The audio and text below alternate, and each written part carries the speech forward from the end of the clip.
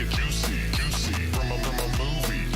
Let's make it juicy. Let's make it juicy. Like a scene from a movie. Let's make it juicy. Like a scene from. Man, that is so juicy.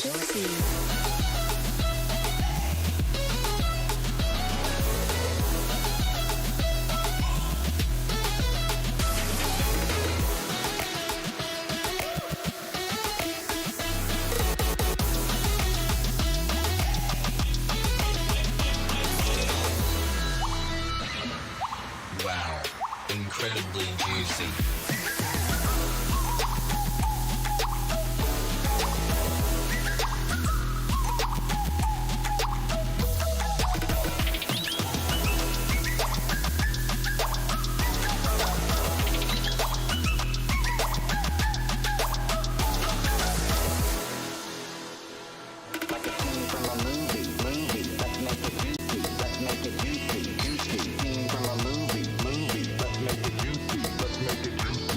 Like a scene from a movie.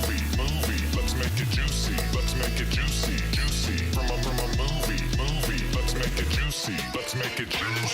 Like a scene from a movie. Like a scene from a movie.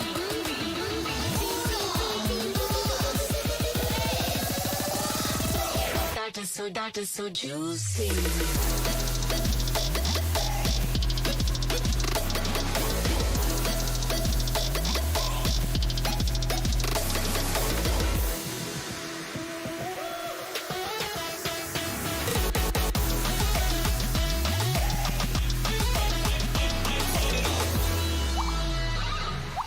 Wow, incredibly juicy.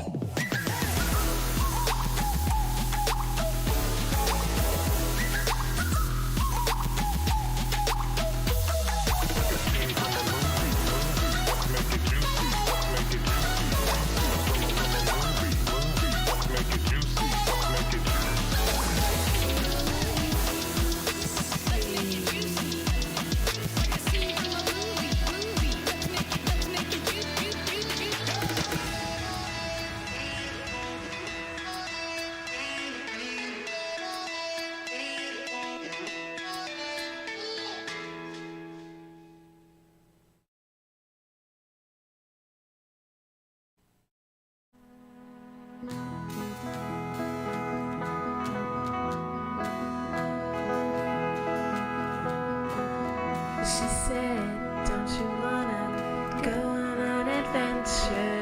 She said, we got big plans for the future.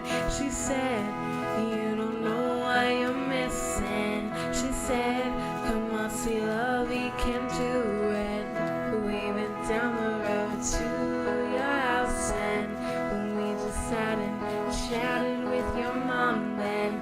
She had nothing better to say than to see that you're free, so go and see what living in Scottsdale could do for you. 'Cause everything is bigger than we have for you. Live on in Scottsdale, just go and see for me. Just go and be something, you can be anything.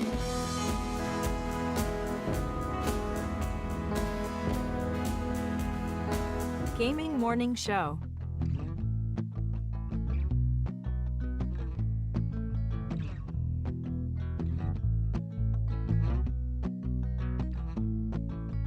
Tell your friends, tell your mom, Gaming Morning Show is on. Wait, Dawson, your mom is here?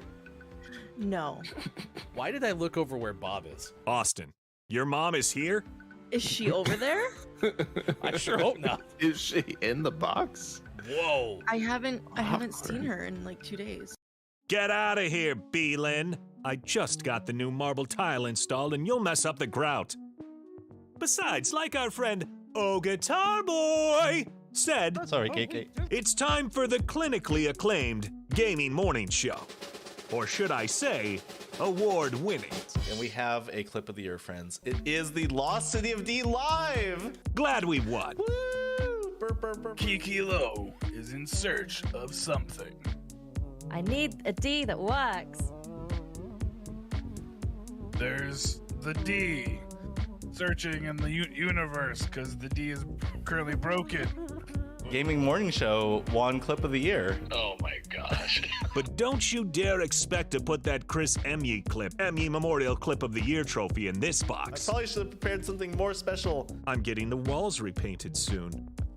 Now, where to put the chandelier or the bearskin rug? Oh, and the piano. Can't forget that.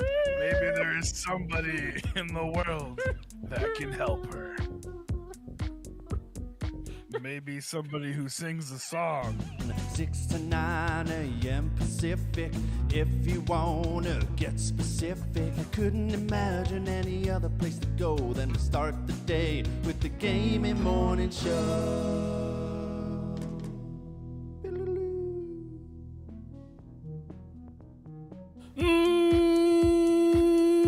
Morning, gamer. Welcome in this Gaming Morning Show. This is the edition that ends our week. It is Friday, April 8th, 2022. Why do I keep wanting to think it's the 9th? Oh yeah, it's because I'm going to watch hockey tomorrow.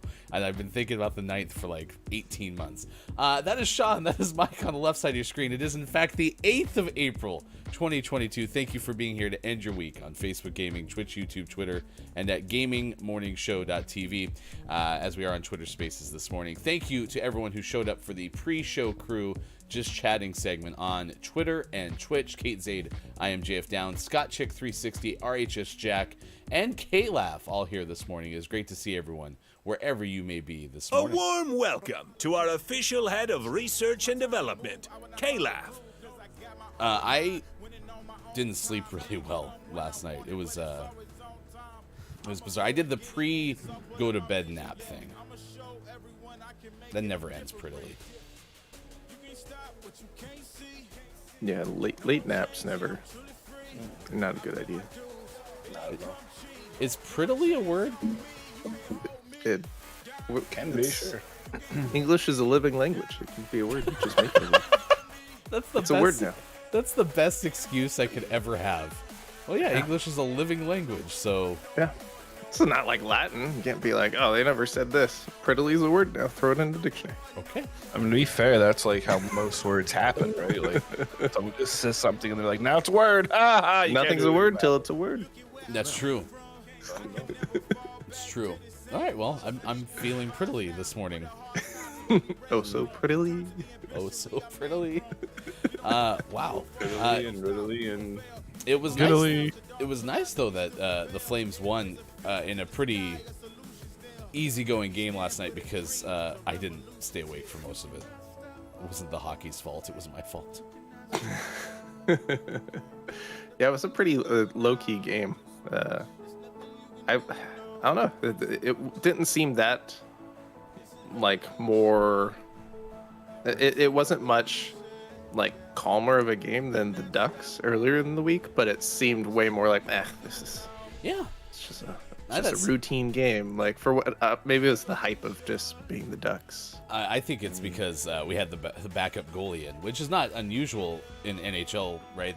They play probably 20 to 30 games sometimes with a backup goalie, but because we had our backup in, I was like, oh, they're relaxed for this game. It's fine. Nothing to worry about. And then, Mike, you discovered a podcast last night that took all your attention? Sure did. Let me look at the name again, because I should remember, because I said it like 12 times. It's a podcast called Impact Winter. It's about so it really there's one thing that really bothered me about it, and I got to double check just to make sure, but they kept saying it's about when the Earth is impacted by an asteroid. But they kept calling it a comet. I think it's a comet when it's in space. I think if it breaks the surface, it's either an asteroid or I think it's a meteor. So they kept saying the wrong thing, and I was getting really annoyed. To nerd. But it was a really good podcast. Nerd alert! It's like a dramaticism thing. See, I just made a word too. Suckers. Was it pretty? No, it was really good. And I was like, I'm going to listen to the first episode. And then like 4 episodes later, I was like, I should probably go to sleep. Bob, is it an asteroid or a comet once it breaks the Earth? Buttsicord. Okay. Sound checks out. A Buttsicord murdered the dinosaurs. Harry Claret Styles, what are you doing here? Arkansas's favorite harpsichord player. We have the Gaming Morning Show morning gaming news coming up in about 15 minutes from now. So excited about that. We'll give you the video game headlines of the day. And then at 6:50, we have an audience birthday today, which we're very excited about. We'll tell you who that is. Also, today is Patricia Arquette's birthday. We'll tell you more of the celebrities celebrating a birthday.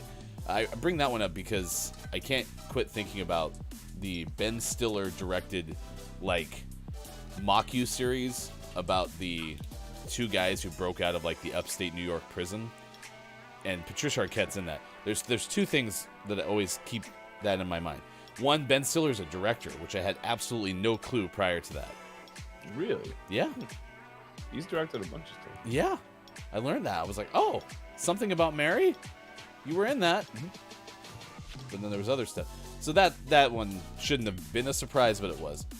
And then the second one was because Sean and I had just played A Way Out, like, earlier.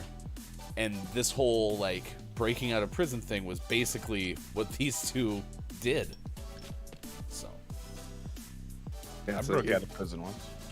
If you played A Way Out and you're like, oh man, they should make a Way Out movie. It's like, oh, well, they have. There's like 20 movies that are the same plot. True. Man, that game was good. Play that game.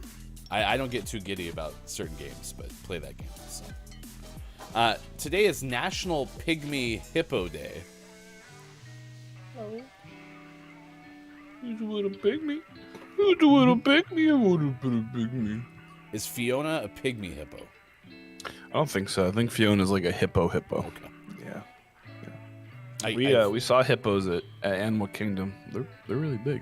But not at Gatorland. No. However, there were birds riding the alligators. And there were capybaras there as well, which are not hippos. But, I mean, they could be hippos if you, like, squinted. You know. Were they in the spa? Who? The capybaras? Capybaras? No. No, they were getting stepped on by flamingos. It was really kind of rude, actually. Jeez. Yeah. Dude, flamingos were jerks. Yeah. Man. Well, as it was, the flamingos were, like, really confused. They were mostly white, so no one gave them their uniform yet. Mm-hmm. It's their winter feathers. Oh, gotcha. They wear their winter jackets because it's warmer when it's 91 degrees. Yep. Pink's more of a summer color. Gotcha. You don't wear pink after before Labor Day? No. Around and after? During? No. Next? I don't know. Every day's after Labor Day, right? The yellow jackets of the bird family. Just jerks. We're gonna have to contact the PR agency of the flamingos. I can't say the next one because it would go against the day of the day. I can't say it. I want to, but I can't. But you're talking, so. It's the day of silence. Okay, last one I say it. Speaking of which, just draw a picture of a bird day. We did that once. Yeah, we did that last year, and That's how my old puppet pal ended up being a bird on the back, but now it's laminated, and that's not going to work the same. Listen, everyone got mad because there was so much controversy around the snowflake when we had Make a Snowflake Day that I don't think we're going to do any more of those kind of days. It's because you didn't make a snowflake. I am still getting frustrated that people are dismissing my artistic qualities. You stole the snowflake. I cut it on stream. You definitely did not. People saw me cut paper on stream on Make a Snowflake Yeah, Day. and we saw that one, and it looked like a regular square piece of paper with a couple holes in it. I don't remember that. It's National Empanada Day and National All Is Ours Day. All is ours, like Pirate's favorite letter. Don't know why. No, not like that. It's all is. When is all is C's ours. day? Oh, I see. Hours. Hours. So, but our topic of the day is this National Zoo Lovers Day. So we're asking you, chat, what do you like about the zoo? I know there's plenty of things that you probably shouldn't like about a zoo, but what do you like about a zoo? Everything. It's my favorite place in the world. I get the impression that at one point you might have been like looking into like a job with a zoo. No. Really? It's really hard to get a zoo job because there's so much competition. However, so when my daughter was born, we decided instead of paying like $1 bazillion for childcare, I would just be a stay-at-home dad.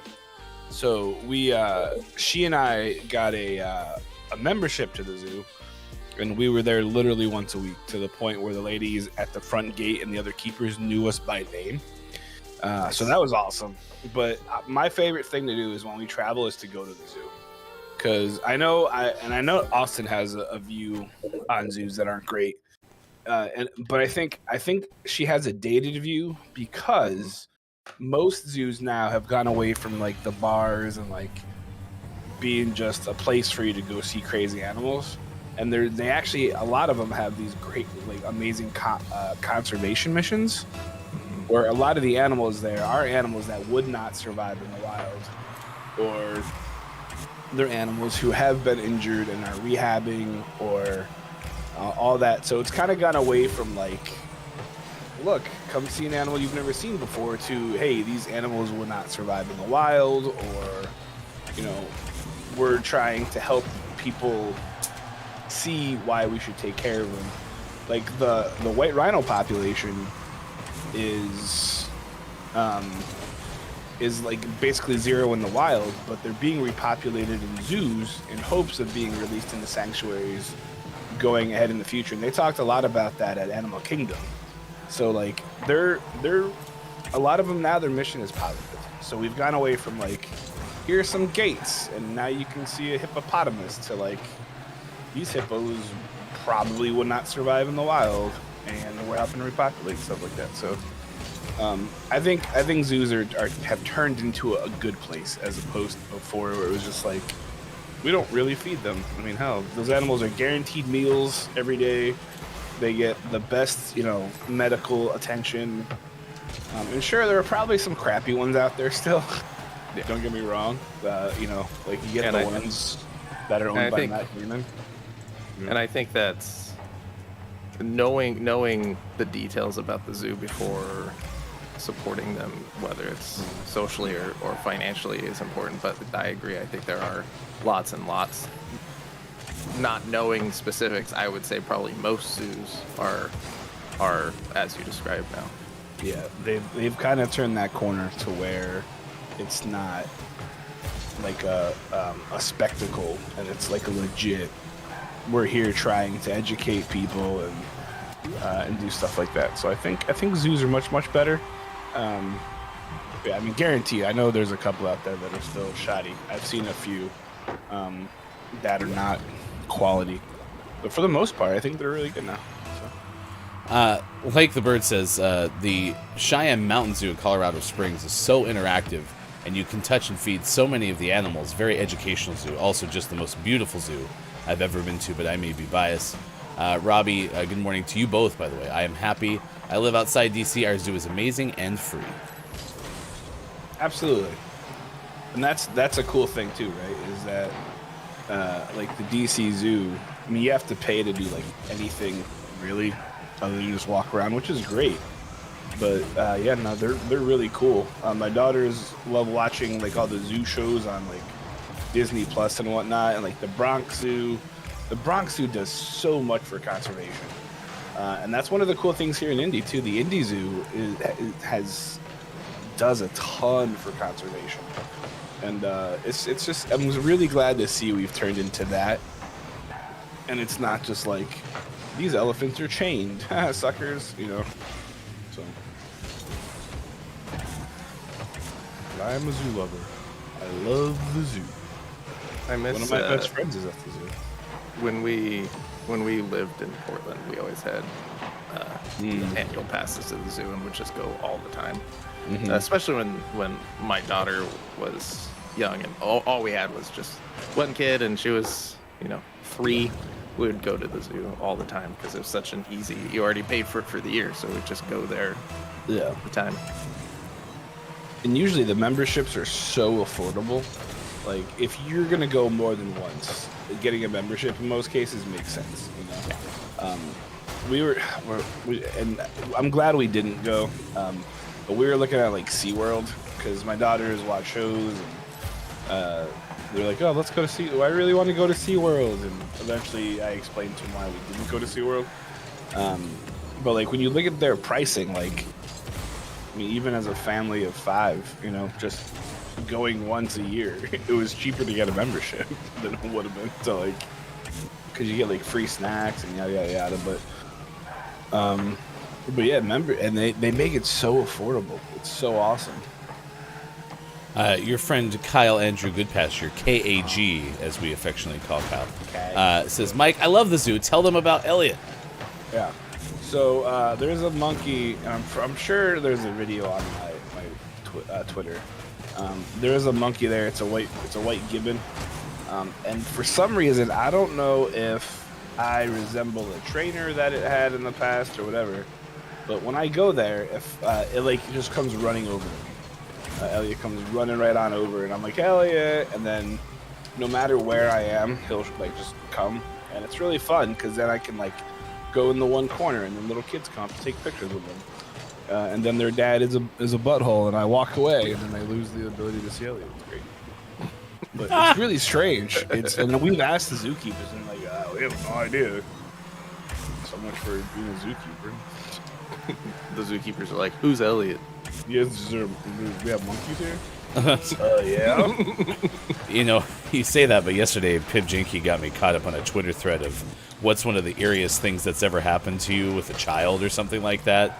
And it was a whole bunch of like, yeah, my 3-year-old was in the corner talking to Betsy, but Betsy wasn't there. And, you know, turns out there was a little girl who lived in our house named Betsy. I mean, a whole bunch of stories. This thing is blown up.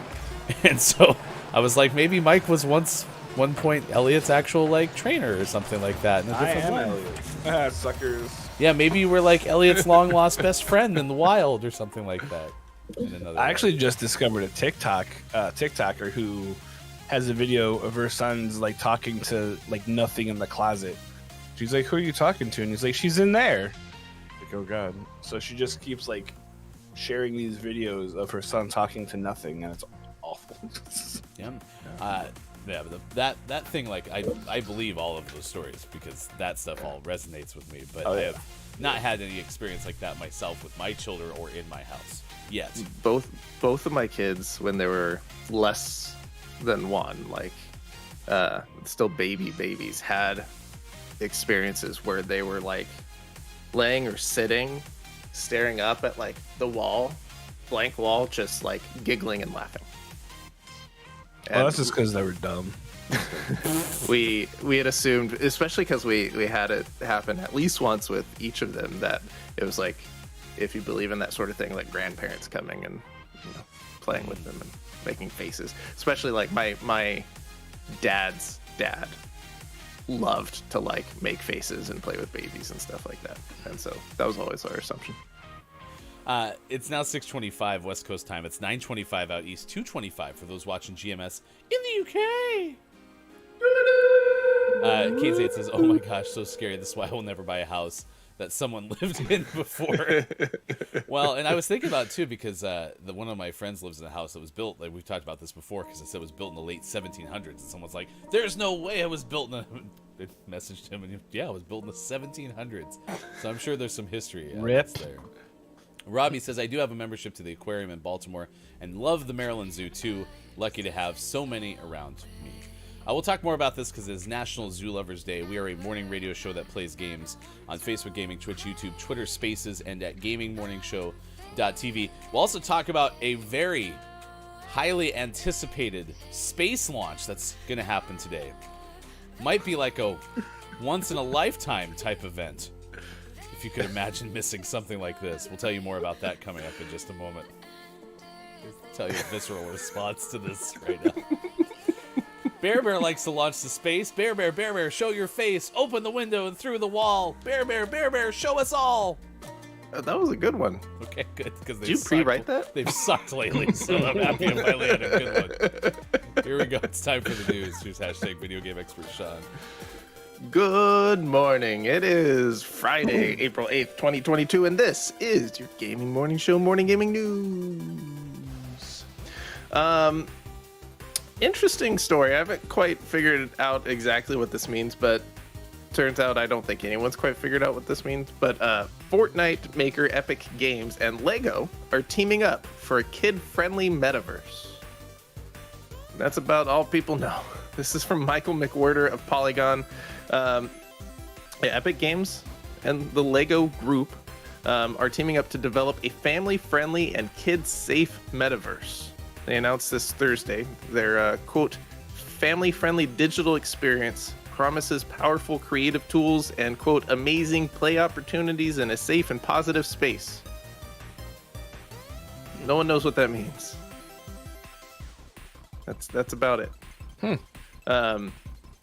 This is a cool idea because, yeah, of course, safe spaces for kids are important.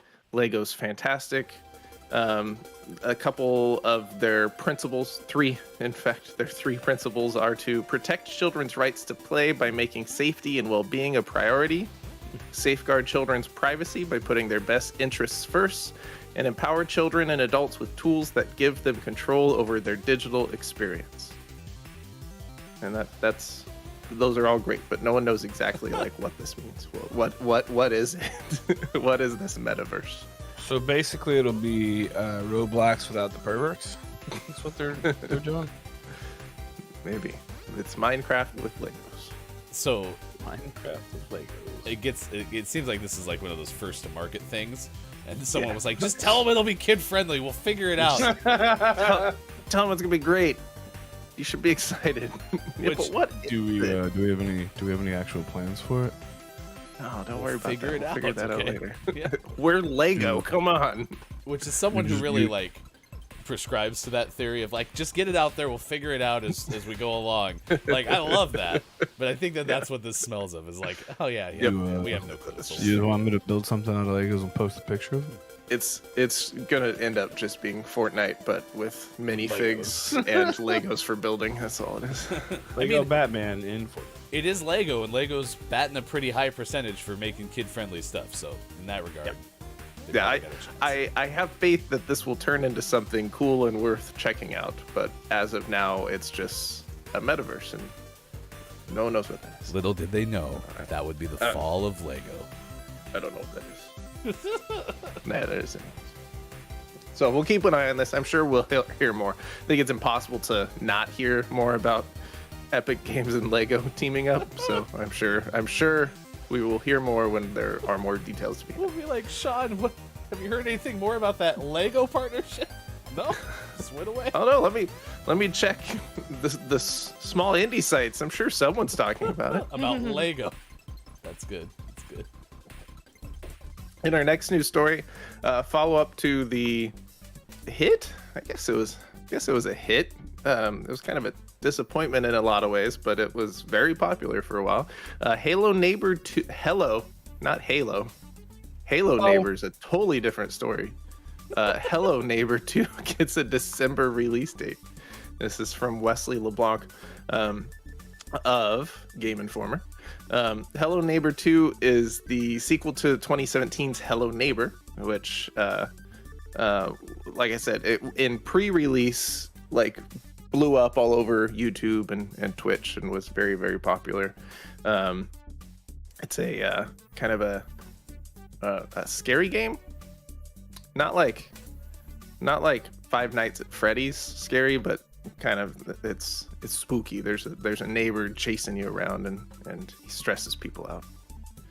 It's getting a proper sequel now, and it's coming out at the end of this year. The suburban horror game will hit PlayStation 5, Xbox Series X, Xbox Series S, PlayStation 4, Xbox One, and PC on December 6th. Developer Tiny Build announced this news alongside the reveal of its Hello Neighbor 2 Deluxe Edition. Plus, those who pre-order the game will immediately gain access to the beta that went live yesterday. So check it out. But we'll never play it, right? No, I like watching people play this game, but I don't have any interest in playing it, so you won't get roped into backseating this one. We'll save that for Dead Space. No Fudge Neighbor, then. Okay. Nope. Hello Fudge 2. No, we'll stick to Resident Evil and Dead Space for now. Thank you. Thank you. This one is more like jump scary. Thank you. At times, so Boo. you would definitely not like this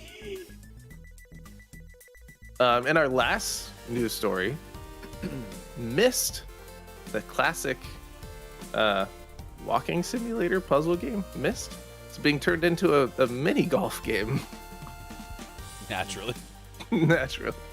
It's coming as part of a DLC to mini golf VR game. This is from Anna Diaz of Polygon. It's part of a mini golf game called Walkabout Mini Golf, which is a VR mini golf game. And its DLC pack is going to include the main area, like the main world of Myst, which was originally released in 1993. Developed by Mighty Coconut, Walkabout Mini Golf is partnering with the original developer of Myst, Cyan Worlds, to bring the golf course to life. The DLC will combine the spirit and puzzles of Myst with the connection and fun of mini golf. The DLC will include 36 holes consisting of 2 courses with holes of varying difficulty. I tried a handful of times to play Myst. Mm-hmm. I think I have a better chance if it's with golf. Myst was too hard for me. Too hard. I loved Myst. I'm not surprised. Yeah, I want to play Myst with you. It would be way more fun than playing it by myself. Maybe we should do that sometime. Give you a break from all these horror games, and we'll just play Myst. Those donation alerts are still gonna scare me though. So this is cool. I haven't played Walkabout Mini Golf. I haven't even played mini golf in VR, but this is pretty neat. So we'll keep an eye on this, see if as it comes out, if people like it. Maybe I'll just watch someone else play it. That sounds a lot easier. And always last but not least, we finish off today's Gaming Morning Show Morning Gaming News with the world-renowned segment within a segment where we take a look at what is out today. Like Astro Dogs, out on Switch. Boreal Tenebrae, out on Xbox Series X, Xbox Series S, Xbox One, and Switch. Calm Colors, out on Switch. World of One is out on Switch. And for the most prestigious award in video game focused morning shows, your favorite segment within a segment within a segment, today's name of the morning goes to Rocket Cows, out on Switch. Rocket Cows.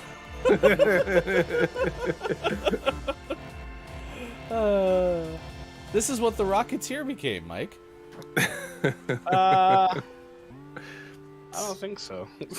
I have a feeling this game probably isn't the highest of quality because it's 99 cents on the Switch. I think it's just a mobile game.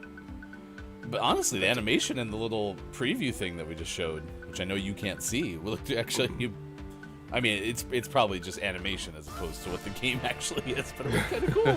It's a great name. Great name. Rocket Cows. Rocket Cows. Spreading their methane through the field. Rocket Cows. Rocket Man was a song by Elton John. Correct. Elton John had a Not birthday about recently. We'll have birthdays coming up in about 15 minutes from now. But Elton John also does now a mashup with Dua Lipa, who's absolutely amazing. What? Huh. There you go. If you want to, Is it about cows? it's surprisingly all about raising cattle. Yes. Went out with my pitchfork and fed the cows. All right, there you go. It's the Gaming Morning Show Morning Gaming News with our name of the morning. Congratulations, Rocket Cows, out today for Switch. Now eligible for Name of the Month consideration. Next week, probably, we'll announce our February Name of the Month. And that'll give you a chance to win it. Just like earlier, we gave away Jank Brain, and the publisher of that game was kind enough to give us 2 extra bonus prizes. So we awarded 3 of you with prizes, including Epic Dumpster Bear 2, which went to Patreon subscriber Chrissy Icky. If you would like to become a Patreon of this fine radio program, we encourage you to do so. Patreon.com/GamingMorningShow. Our subscriber tier costs less than a Twitch subscription and gives you things like Patreon-only channel in our Discord and participant priority when we play things like GMS games. Also, if you subscribe to Look It's Maiko on Twitch, you can get these really cool GMS emotes. So thank you for reserving those for us. patreon.com/gamingmorningshow. If you miss any of it, find it on Twitter. Hashtag GMS Morning Gaming News. It's now 6:36. All right, so there's a space launch that's happening. I believe it was originally scheduled for a little bit ago and then got pushed back, and so they're finally maybe going to get it off the ground today. SpaceX gearing up to launch, according to space.com, the AX-1, or is it the AX-1? Who cares? Just kidding. It's the AX-1. I was gonna say I'm gonna need you to give us all the space insight, because fortunately you're the only one who knows anything about this. First, all private crewed mission to the International Space Station from KSC's Launchpad 39A, the AX-1 Falcon 9 rocket and Dragon crew capsule out to the 39A yesterday, and the pad next. Okay, I'm just gonna quit reading that because all of that makes no sense to me. What the hell is going on with this rocket? It's gonna go to space. There's so this was slated to originally go off on March 30th, but there was some issues with the gas propulsion system, so they knocked it back a couple of days to April 2nd, and then it rained, and you can't really launch things very successfully in the rain, so they pushed it back. The rocket goes up, and the rain goes down, and they cancel each other out. Yeah, that's exactly inertia. Science. And then they moved it to the 4th, and then they moved it to the 6th, and then to the 8th, which is right now. Looking at the weather, it's going to be a gorgeous launch, so it should go off without a hitch. But this is so half of the folks on the rocket are actual astronauts who have actually, undergone training and prepared for this their entire life, and the other half of the people are a bunch of rich people who just paid to go to space. So they're going to go to the International Space Station as space tourists, because nothing is sacred anymore. And they're going to go, and then they'll come back. But it's really cool. The Falcon 9 rocket is it's the drone rocket. So it also sucked here. They were running drills. They were going to launch the Falcon 9 and then land it on the barge. We were watching them kind of move that around the day we left Florida, so that was it was cool to see. We would have had a perfect view of it from where our hotel was, but it's still, honestly, it's really, really neat. It is a very historic day.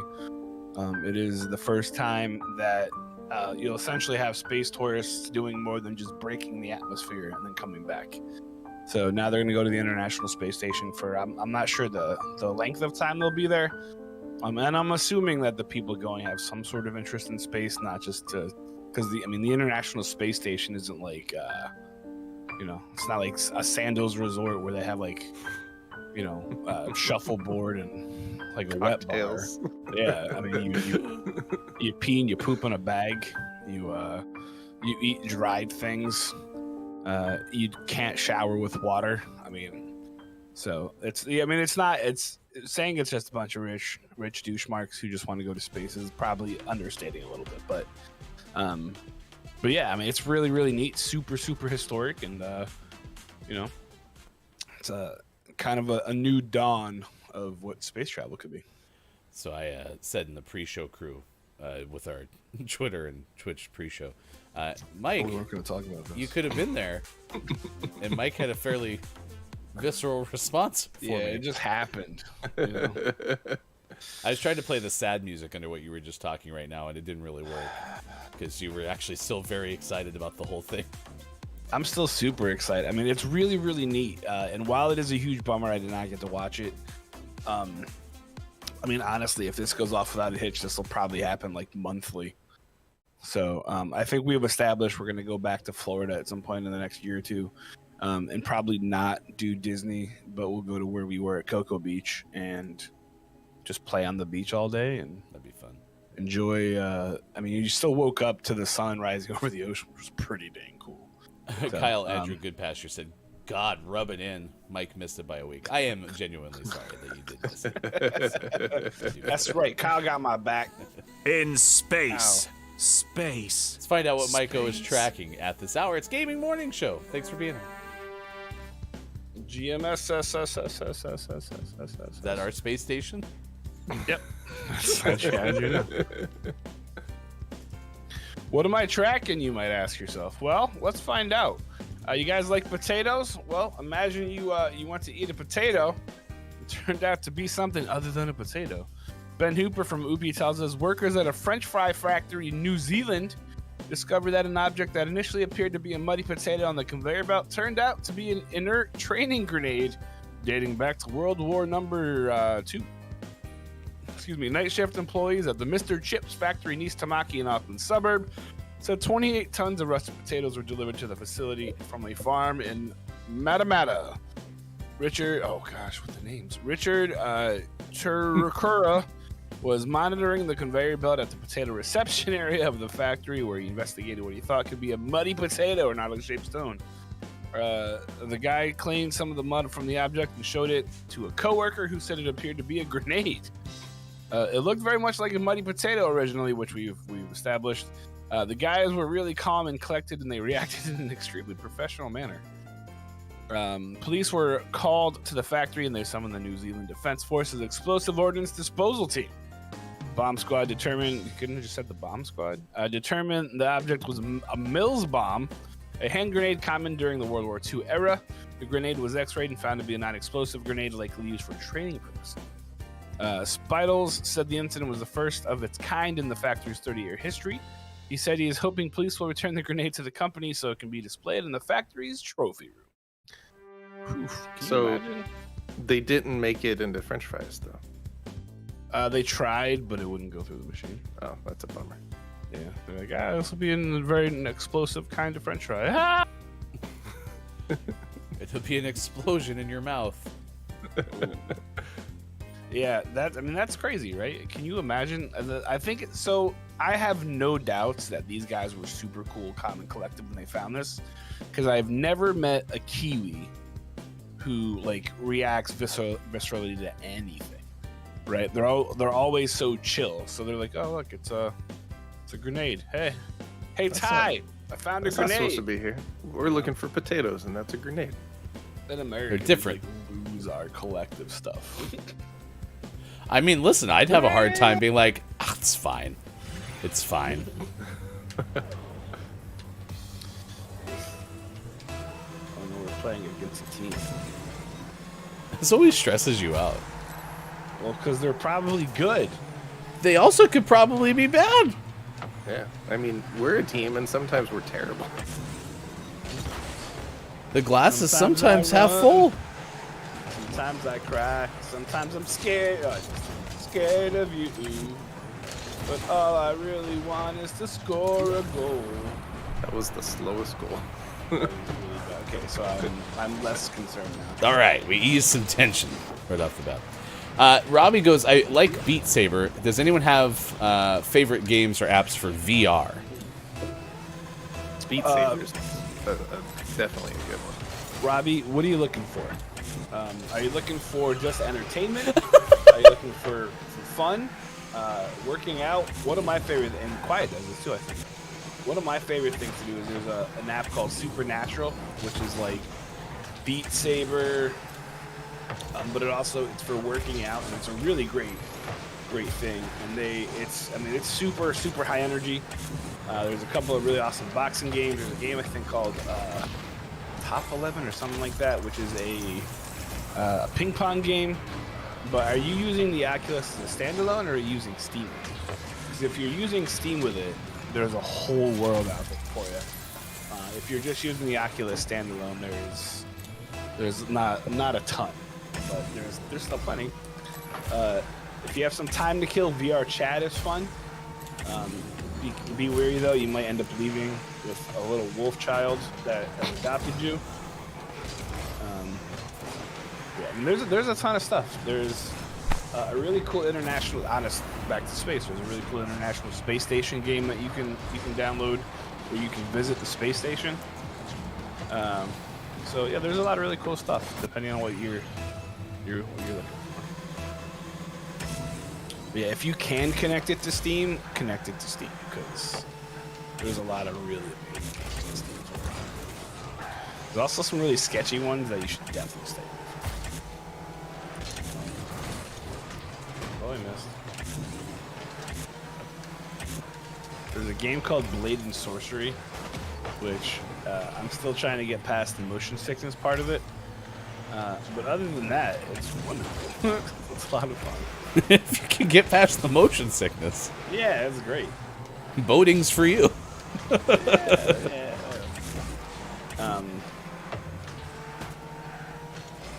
If you like zombies, there's a really good zombie game.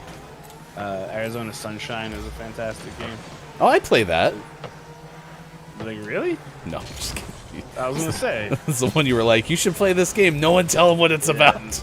About Arizona Sunshine. You just go and you visit the sunshine. Ooh, the 3D art ones are really, the painting, is that if it's a painting one, really good. The painting one is a lot of fun. I haven't downloaded it, but I've watched quite a few people stream it.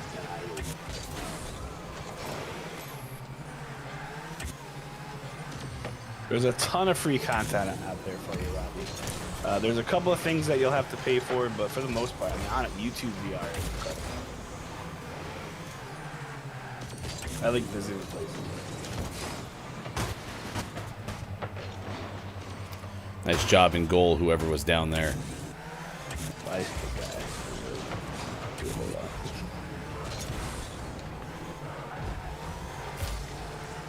Oh no! Nice. Cracked. Ah. High center! I see. Oh yeah. Oh no. Cracked. We got birthdays this day in gaming history after this game. I wish they would offer more sporting events in VR. Well, so I was looking forward to an NBA game in VR for a long time, ever since Sean had, the only VR headset among the two of us. And I would even schedule time to go over to like Sean's house so I could watch it, and then something would come up or whatever. And so we finally got our Oculus, and I set aside some time to watch it. And it was only, like, they only offered, like, a baseline view. And I was so disappointed because I wanted to sit, like, mid-court, courtside. And instead, like, you'd only see that view for, like, 4 seconds. And then they'd switch to each baseline. I'm like, I don't want to sit behind the basket. So, yeah. So, and that was one experience. I'm hoping that they have others that are better. But that was really disappointing because I was super excited for that. Yeah, I think there was for a while, like, wrestling was, like, WWE was, they did offer, like, a VR thing where you could pay, like, $40 and there was a bunch of alternate views. But, like, I've seen videos of them and it just doesn't look that appealing, And that's kind of a bummer, but it's tricky, right? Like, how do you go about doing it and making it a good experience without, like, play the screen?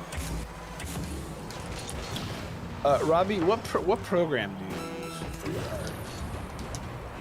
I'm curious because I've seen a few of them out there, and I don't know which is a good. Is it like painting and stuff? Because I've seen where you can like paint. It's really good.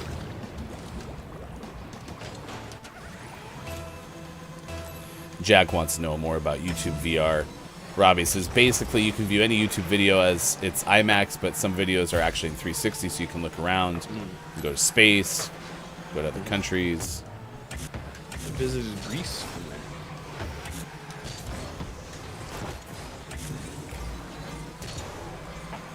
How was Greece? It was all like the ruins and stuff, and it was really, really cool. Was there any like Grease lightning? Go Grease lightning, Grease lightning, go Grease lightning.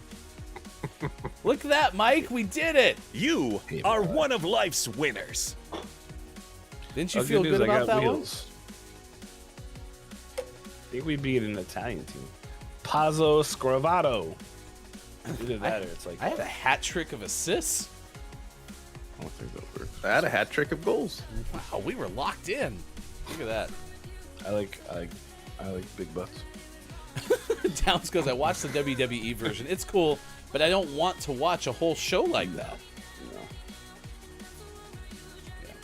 Yeah. And I don't know how often, like, what the profit value chart would be, where they're like, we're going to let a whole bunch of people watch NBA games like they're sitting courtside. Because I don't see a scenario where I'm going to be paying for courtside NBA seats in my life, ever, right? But I'd totally watch it from home. And I don't know if they're like, well, if we let everyone do that, we'll never sell a courtside seat again. And I don't think that that's the case, but I wonder if they do. That's my worry. So, because could you imagine being like mid-ring at WrestleMania? Like in the center of the ring? Ooh, that'd be really cool. No, I feel like the VR thing would get in the way. Like, they just keep. Why do wrestlers keep going in a circle around that thing in the middle of the ring? What? They did have him on the turnbuckles, though. Yeah, that'd be really cool. 6:52. So. West Coast, 9:52 out east. It is 2:52 for those watching GMS in the afternoon. Today is National Zoo Lovers Day. We found out so far that the majority of us in our audience likes the zoo quite a bit. Also, Patricia Arquette has a birthday. We'll do birthdays just in a couple of seconds. And there was a space launch. Is it supposed to happen before our show is over? I want to say 11:30, maybe. Okay, that'd be before our show is over. So we'll take a look and see if that's the case. Launch schedule. May 1st. May 1st. Okay. May the 1st. That's the other ones, the old ones. They don't update their things right now. While you look it up, today we have an audience birthday. We've talked about this person quite a bit because there's a bread and butter version of it, and then there's a dill version of it. There's many, many others. Some are spicy, some are cold, some are zesty. It's Picklefietz's birthday today. Woo! Pickle! It's your... Yeah, true. Birthday song. It isn't very long. Toot, toot. Actually, I bet Pickle's awake. He's just doing like family stuff. He wouldn't be awake and not be here. Yeah, he would. He's got. There's no way we'd be talking about Pickle right now, and Pickle wouldn't just magically show up. The launch happens in 1 hour, 22 minutes, and 39, 38, 37, 36 seconds, 35, 34, 33, 32, 31, 30. Sorry. 9, 8, 7, 6. So happy birthday, Pickle. I hope you have a good one if we actually see you today. Did you know that Robin Wright was in The Princess Bride? Yes. I watched probably 4 seasons of House of Cards. And then one day, Robin Wright came up and was like, well, ever since starring in The Princess Bride. And I was like, what? So anyway, happy 56 to Robin Wright. Her daughter Dylan is also an actress. Congrats. Is she in The Princess Bride? Yes. Great. You may not know this, but today is Patricia Arquette's birthday, 54. Doesn't look a day over 54. Oh, wow. She was married to both Nicolas Cage and Thomas Jane. Who the hell is Thomas Jane? He played the Punisher in the Punisher movie with John Travolta. Oh. He was also on the HBO show series Hung. Which I'm pretty sure it's about the doodly doo, but I've never seen it. Doodly doo. About the UK? It sounds like a biopic. Down under, I guess. Actress Emma Caulfield turns 49 today. Oh. She wasn't in Friends, but one of her first TV roles was as a nurse in an episode of Saved by the Bell, the New Class. Sweet.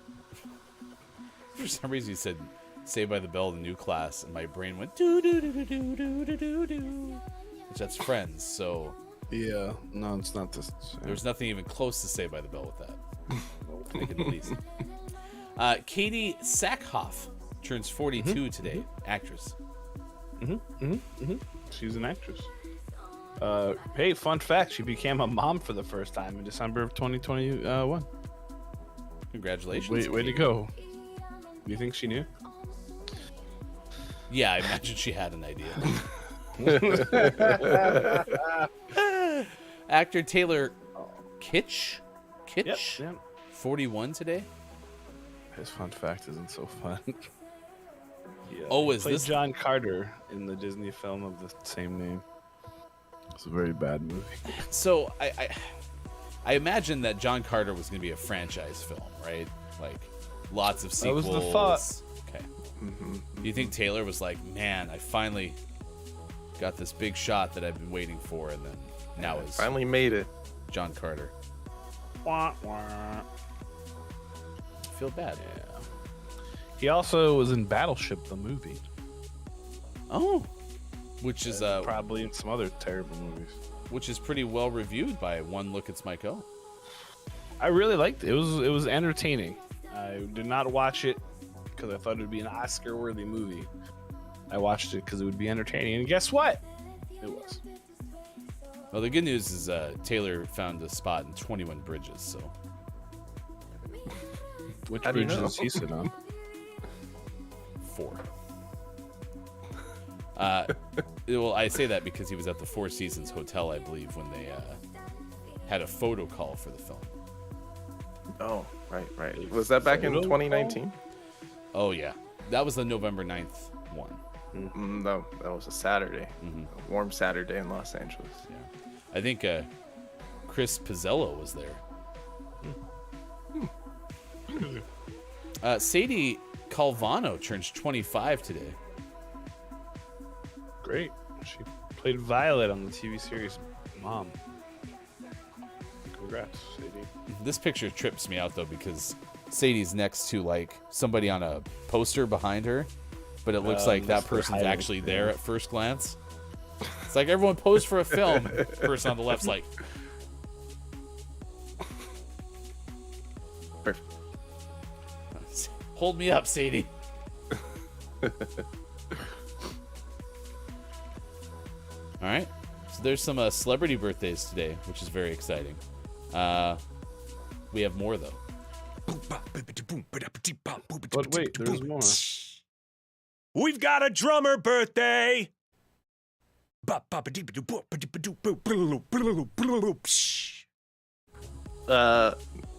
Darren Jesse of Ben Folds 5 is 51. Wow. He was one of the 5. Ben Folds 5 is a big deal, right? Yeah, Ben Folds is fantastic. They sing songs. Yeah, Ben Folds does. Yes.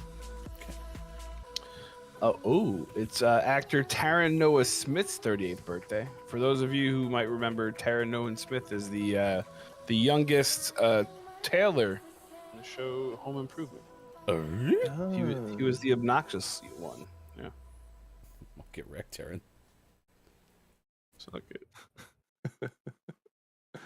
So JTT was the heartthrob. Middle. He was the middle one, yeah. And then Brad was the old one.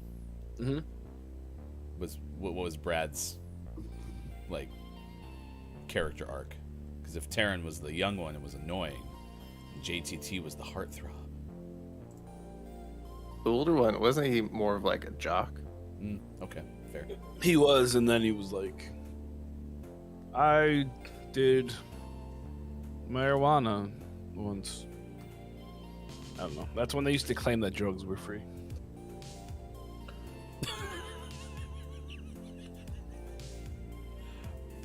Anyone else celebrating a birthday today? It's Ponce de Leon's heavenly birthday. He was a Spanish explorer. Is he the guy who fought the windmill? No, never mind. That's Don Quixote. They're cousins. Fought the And one of them- windmill? Windmill. One of them is fictional. The other one is Ponce de Leon. Okay, how did they fight the windmill? It's a book. It was about a dementiated explorer who fought a windmill because he thought it was a giant. Have you never heard of Don Quixote? I've heard of Don Quixote. I've never read it or heard that he fought a windmill. Did he at least win? Because it's That's just like a the windmill. whole point. I don't think so. I think the windmill beat him. Oh man. Got wrecked by a It's also windmill. Dean Norris's birthday from Breaking Bad and Under the Dome. I think Dean Norris, he's 59. I think he's like the bald guy who's like a super jerk to Walter White or whatever his name is. Good morning to the doctors. Dr. Chick is here. Good to see you. And so is Digital Games. Thank you for hanging out with us this morning. We are a morning radio show that plays games. We have This Day in Gaming History, and then we're going to take a break, come back next hour with our list of the day and sports. We're asking today, it's National Zoo Lovers Day, so what do you like about the zoo? This Day in Gaming History, in 2001, Nintendo released the Dr. Mario 64 game for Nintendo 64 at a price point of $29.95. If only Chris was here, he'd be like losing his mind. N64 games were not that cheap, so I'm guessing that this was notable because it was kind of a port, maybe? I don't know. There's no way they were $30. $30, right? No, they in general weren't $30. Yeah. So this might have just been a smaller game too. Yeah. Also, we've been had like very light This Day in Gaming Histories as of late. Mm-hmm. Not a lot happened this time of year apparently. It's tis the season, right? It's where they don't do a whole lot of stuff. Start of Q2, not a lot of stuff rolling out, I suppose. Okay. Jack says Don Quixote. Am I saying that right? Yep. That's where we get the phrase "tiltin' at windmills." Hefty Goof Pop Quiz. What does the idiom mean? I didn't know that was an idiom. I thought that was the remake to Walking in Memphis. Tilting at windmills. My gosh. Just trying to fight it in my dreams. Tilting at windmills. Next hour, we have a list of the day, I promise. We also have sports. I promise that too. It means that they were having balance problems. All right, we'll come back. Next hour, more Gaming Morning Show. Thanks for being here. It's Friday on Facebook Gaming, Twitch, YouTube, Twitter Spaces, GamingMorningShow.tv.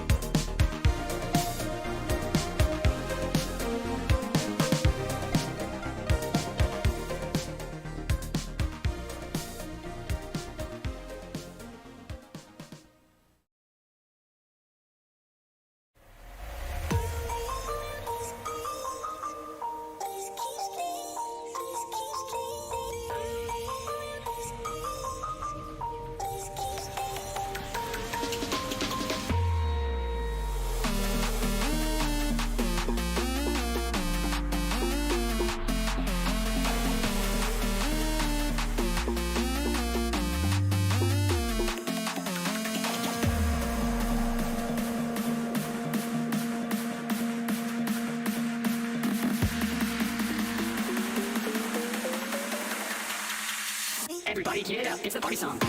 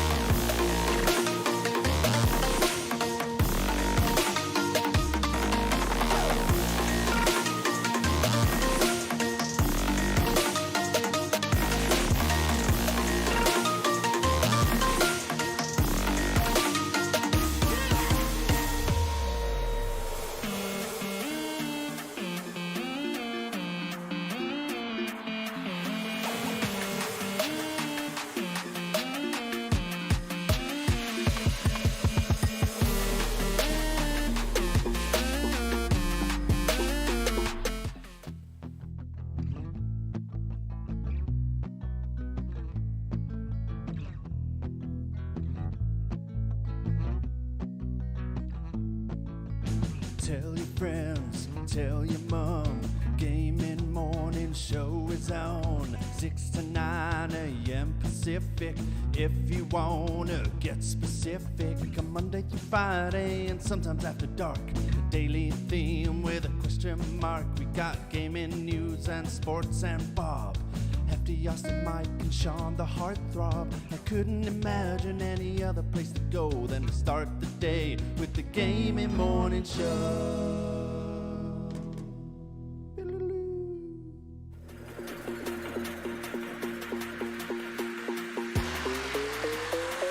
Yes. Everybody get up, it's a party song. To quote Cade Zaid, Stardew Valley sucks all the time. Put it on a pancake. Nice. A calzone is not a pizza. Pumpkin spice latte time.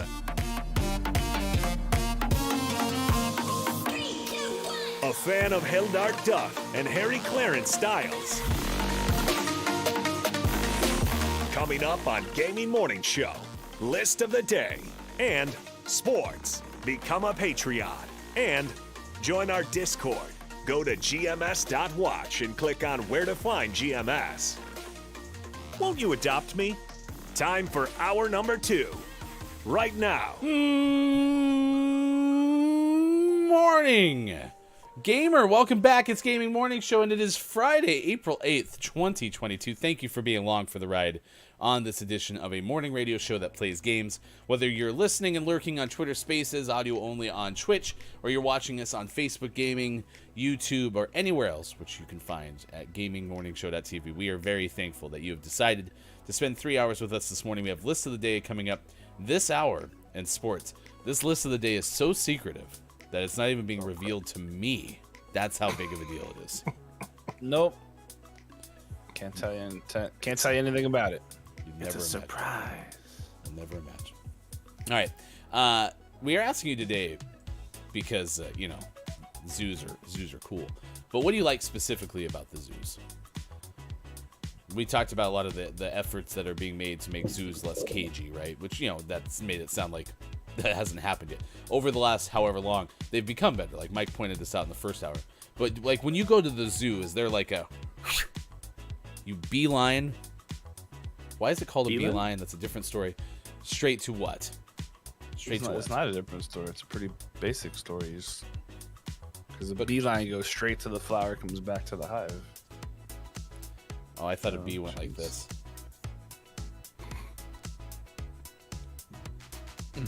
Because see, as I'm running, it's chasing me. Do you zig and zag a lot when you're being chased by bees? Yeah, it's just like when you're trying to avoid getting shot in the back in like Apex. Serpentine motions or whatever. Serpentine movement. Beeline. Beeline. A beeline goes like this. Because it's a whole bunch of bees. It's the letter B. Yeah. Yep. It just keeps going back to the starting point. Beeline refers to the line part of a bee. So you have the curvy part and then a bee line. It's straight.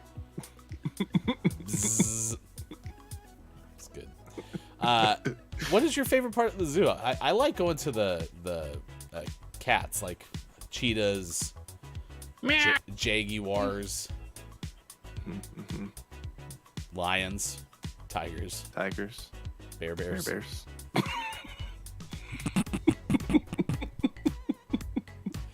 Oh my.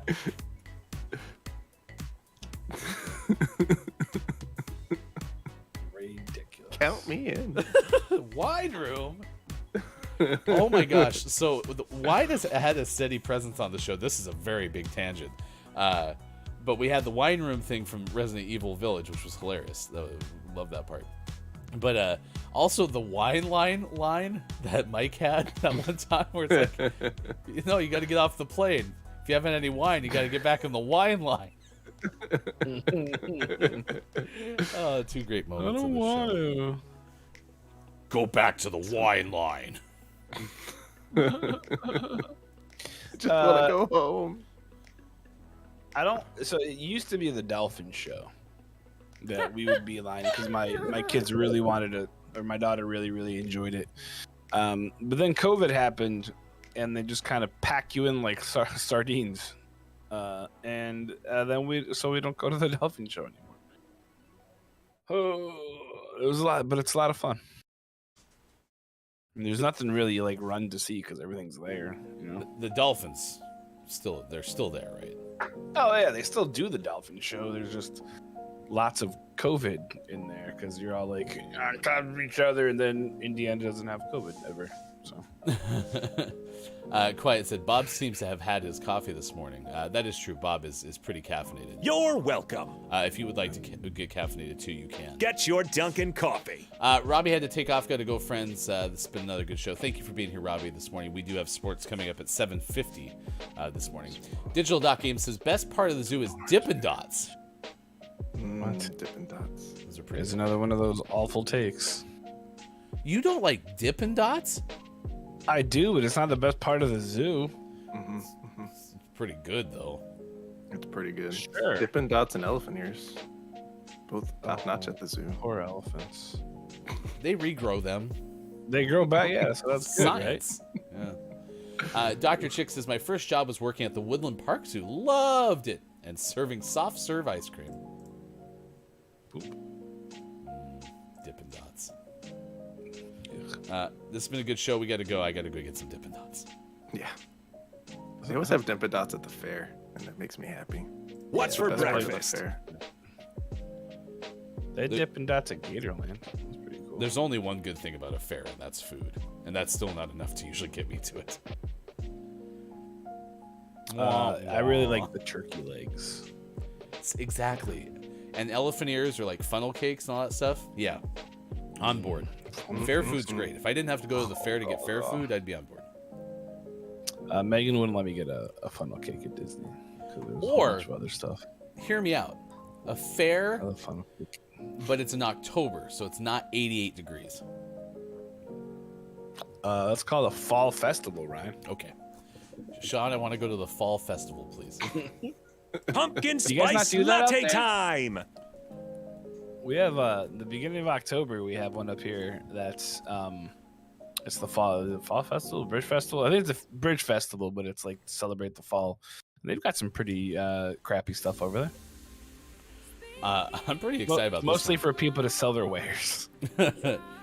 Clyde just said, not sure if they're trying to do it anymore, but pre-pandemic there was an annual event at our local zoo called Zoo Done It that the police department put on, where there'd be some fictional crime that happened, and your job was to walk through and visit multiple scenes to gather clues and figure out what happened.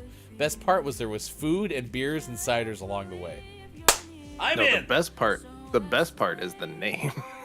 That's fantastic.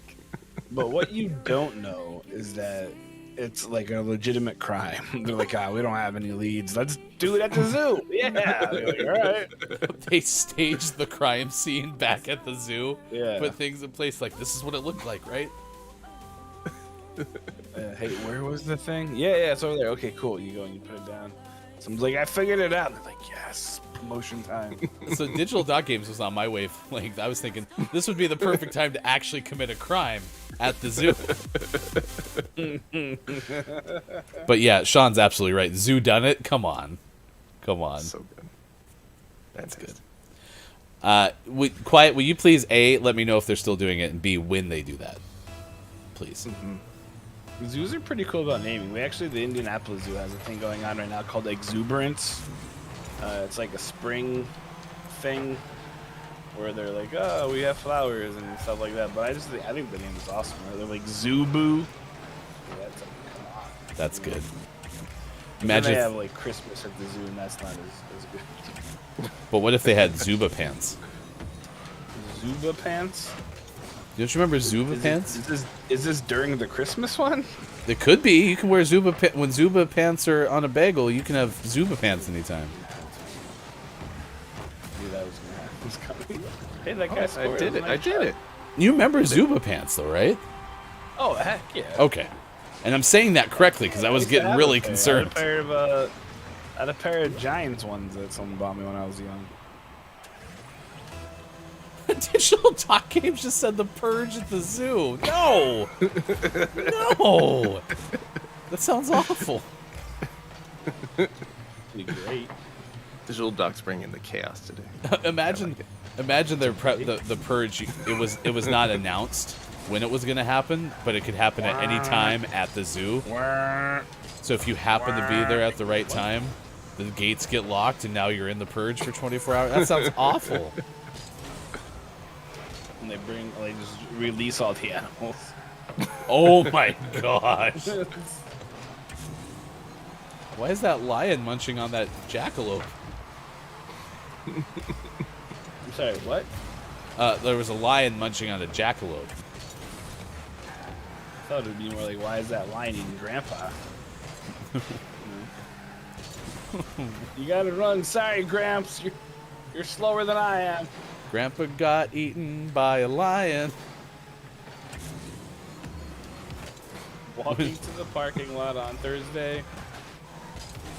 We thought we'd have just a nice time at the zoo. I think Grandpa got eaten and it wasn't me. Zoo purge it. Not quite the same ring. Remember, you don't have to outrun the animals, folks. You just have to outrun the slowest person. I'm dead. Or knock the person on the ground. I would have you have a benefit though. You're big, right? So you can knock a lot of people down. You're like, just take that and that and that, and you're good to go. Yeah, I'd have a much better chance of knocking someone to the ground who was running away from me, or who was behind me, and I just like, oh no, they're gonna pass me. Smash.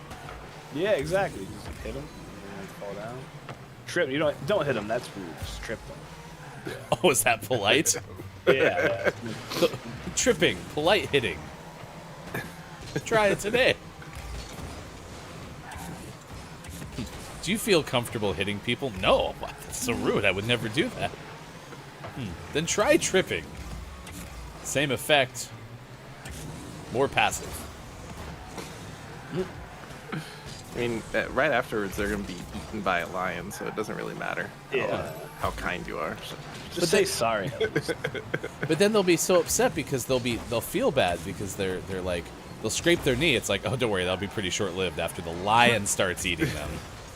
Good news. They won't feel a whole lot, so it's all good. Right before they are eaten by a lion, you just don't want them to go, how could you? Oh. Scott, yeah, I was like, what? Oh yeah, like acknowledge your trip, like you want it's just silent trip. It's like, ow! Oh, I didn't hear anything. Wait, that's not silent. That's them saying ow. That's them saying. That's still very much audible. Yeah. Today is Day of Silence Day, by the way. Especially when you are eaten by an animal. It's what the zookeepers ask all the people as they walk in that day. They're like, if you could just be silent, please. This is only going to hurt a little. Producers at the Purge, hear me out, all right? It's the Purge, but they ride elephants. See, that's one of those movies that, like, the idea behind it from a fictional standpoint sounds very intriguing, but I could never watch it. It's too violent. Same reason I can't watch any of the Saw movies. Dude, if the Purge was real, I'd be going to the HOA's office. Good gravy. Stop telling me to take down my lights. I wouldn't kill them. I would just like tie them up in lights. All right, Indiana Police Department, you now have what is it, Just Cause or whatever? Well, no, like I said, I wouldn't kill them. I would tie them up in Christmas lights, and then just play Christmas music and then leave. Like, good luck, suckers. I don't have this wrong though. The Purge is about no crime Killing. can be okay. Yeah. I guess actually all crime is legal. So yeah, like, so I all could crime is kidnap legal. them. So you could tie them up and like hold them Yeah. against their will. You wouldn't have to murder them. Exactly. I'm not really a killer as much as I am like an annoyer, you know. So I want a Purge spinoff, but instead of murdering, it's just people that are obsessed with doing like minor crimes. Like, I'm jaywalking. Let's I'm go jaywalking. speed. I stole a stick of gum at the store. Purge. This fall. Purge light. Purge misdemeanor. This is mine. Ha ha ha, suckers. Petty purge. Who's a petty purge? I'm loitering. It's 7:24. That was a real segment we did on the show. It's fantastic. 10:24 West Coast, East Coast rather. 3:24 for those watching GMS in the UK. Zootopia 2, The Purge. Good morning, Earthling. It's good to see you. Quiet M Gaming infraction. Right arm left in driveway. $500 fine.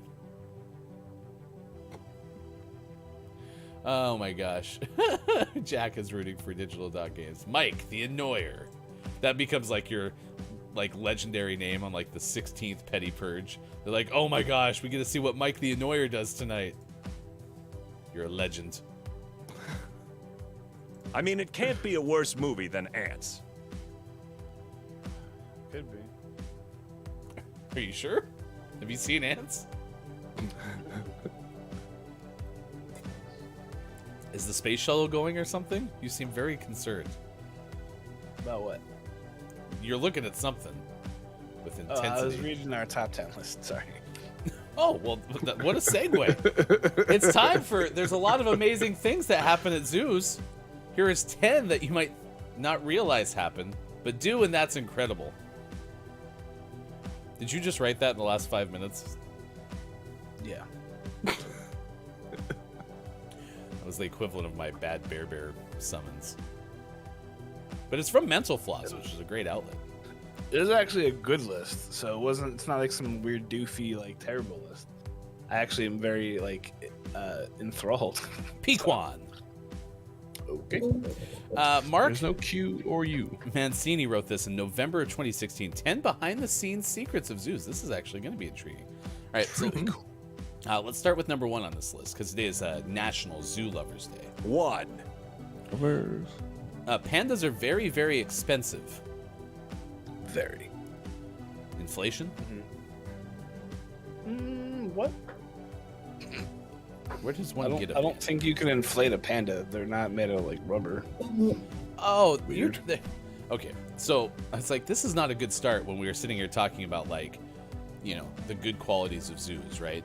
Because it's like, oh, they're spending money to buy pandas, but is this about the cost of keeping the pandas on site, or is it both? Yes, it's keeping them. Oh, okay. So since plants don't offer much in the way of nutritional value, pandas need to consume about 26 to 84 pounds of them every single day. I assume this is bamboo. Yeah, they dine almost exclusively on bamboo. So the Toronto Zoo, for example, spends $370,000 US flying in bamboo from Memphis every single year. Bamboo in Memphis. The Edinburgh Zoo is currently paying about $740,000 US per year for its resident pair of pandas. Across the pond, the Smithsonian's National Zoo in Washington, D.C. shells out $550,000 annually to keep. Okay, yeah. So it seems like pandas are spending. Mom, it's really hard to grow bamboo, so you need a very specific environment. Mom, can we get some pandas? Do you know how much bamboo costs these days? 2. Number 2, keepers warn each other about guests who don't follow the rules. AKA Mike. They all know. They all talk. Keep a lookout for Mike. Mike's here. Everybody, Mike's here. Okay, gotcha. They love me at the zoo. He's back at the dolphin exhibit. Got it. Using clearly marked signs, zoos warn their guests not to do certain things that might harm the animals. Unfortunately, some people ignore those signs. Glass tapping is a particularly common offense. Might not seem like a big deal to us, but it can really stress out captive creatures. Imagine if somebody's knocking on your living room window all the time. I think you would be really annoyed. Figured out what I'm going to do for the next purge. 3. Knock, knock, knock. Do something. Knock, knock, knock. Do something. Mike's here again. Everybody, Mike's here again. Mike Dinoyer is back. Number 3, lots of zoo animals aren't on public display. That is true. I knew this, actually. Purchase standard zoo ticket, and you'll see most of the critters in their collection. You can bet that at least a handful of specimens will be kept from view, stowed away in backroom terrariums or bird cages. That sounds really sketchy, but it's not as sketchy as it sounds. Animals live behind the scenes for a number of reasons. Sometimes it's for educational purpose. Sometimes it's for health reasons. Or sometimes, like in the Indianapolis Zoo, they have a bunch of chimpanzees here who have to be quarantined for 2 years, I believe, while they get everything updated and get ready. They're gonna put them on display at some point, but they are going through all like the health checks and all sorts of stuff like that. So sometimes animals aren't on display; you'll never see them. Indianapolis Zoo has a big veterinary presence, so they do that too. 4. 2. Zookowski, you didn't file your paperwork. Apparently, transferring animals between zoos takes a lot of paperwork. Unhelpfully, writes the author, new beasts that aren't acquired from other zoos seldom come with comprehensive paperwork. Quote, sometimes their history is a mystery, Bob admits. Bob? Correct. Bob. Many zoos will get animals through confiscation from Fish and Wildlife Services. I've even met a South American tamandua. Perfect. A genus of anteater, who was found walking the streets of Houston. Walking in Houston. I'm an anteater looking for food. Walking in Houston. Sometimes I just feel so rude. 5. Paperwork. Mazowski. Number 5, feeding the animals isn't easy or cheap. As we've established. Zoos have high standards when it comes to the quality of their residents' foods. Quote, we're probably pickier than some restaurants. We have to be very careful because we're dealing with endangered animals and animals we want to reproduce and live long lives. Carrie Slifka, the Dallas Zoo's curator of nutrition, told the Dallas Morning News.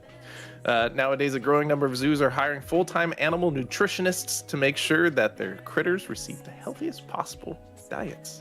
I was seeing I don't see any big numbers. Oh, here we go. By the time the young storks, we're talking about storks now, were 110 days old, their food-related expenses had totaled a whopping of $10,000. The cost of feeding a single adult elephant is usually around $15,000 per year. That's a lot. 6. It's cool though because they standardize their diets. So instead of people being like, I don't know, give it a banana. They have a whole bunch of stuff to it. Number 6, to prevent their critters from getting bored, keepers offer what's known as enrichment. This is a lot of fun here. This is the Indianapolis Zoo. They have a big orangutan exhibit, and they teach them how to like do things. Adequate food and space will keep captive animals alive, but stimulation, both physical and psychological, is what helps them to thrive. Enrichment is a process whereby zookeepers prompt their critters to exercise in their minds or displaying certain behaviors they normally exhibit in the wild. Quick scenery change can make for a good start. Caretakers occasionally add or remove certain things from the enclosures, forcing the residents to utilize their natural instincts as they mentally process the alteration. For example, Japanese macaques at the Minnesota Zoo wake up every so often to discover a brand new leaf pile to dig through. It's a leaf pile! At Disney's Animal Kingdom, the staff places various perfumes and spices around the tiger paddock. When confronted with odd new smells, the big cats might respond by rubbing, scratching, or marking their territories. They pee on it. So yeah, you gotta keep them. You gotta keep them interested, right? Just like a marriage, you gotta keep them interested. 7. See, even they like the fall leaf piles. Am I right? Mm-hmm.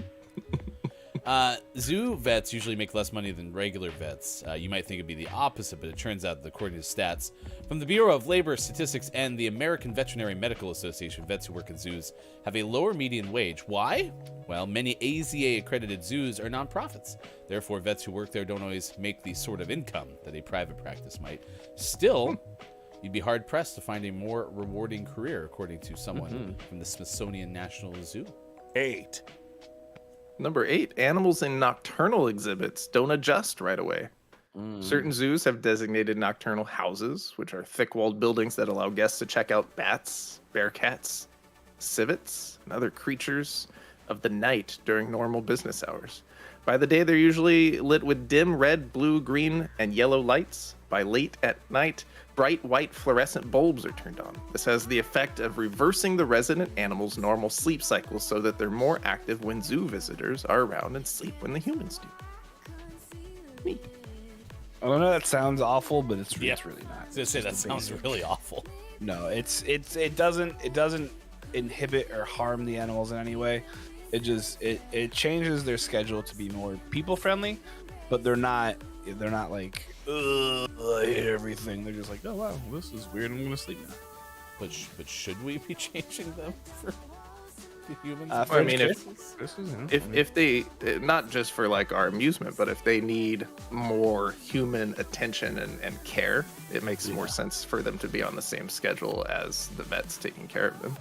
So I think it makes sense. 9. It sounds really bad, but again, it does. Number 9, captive breeding takes cross-country coordination.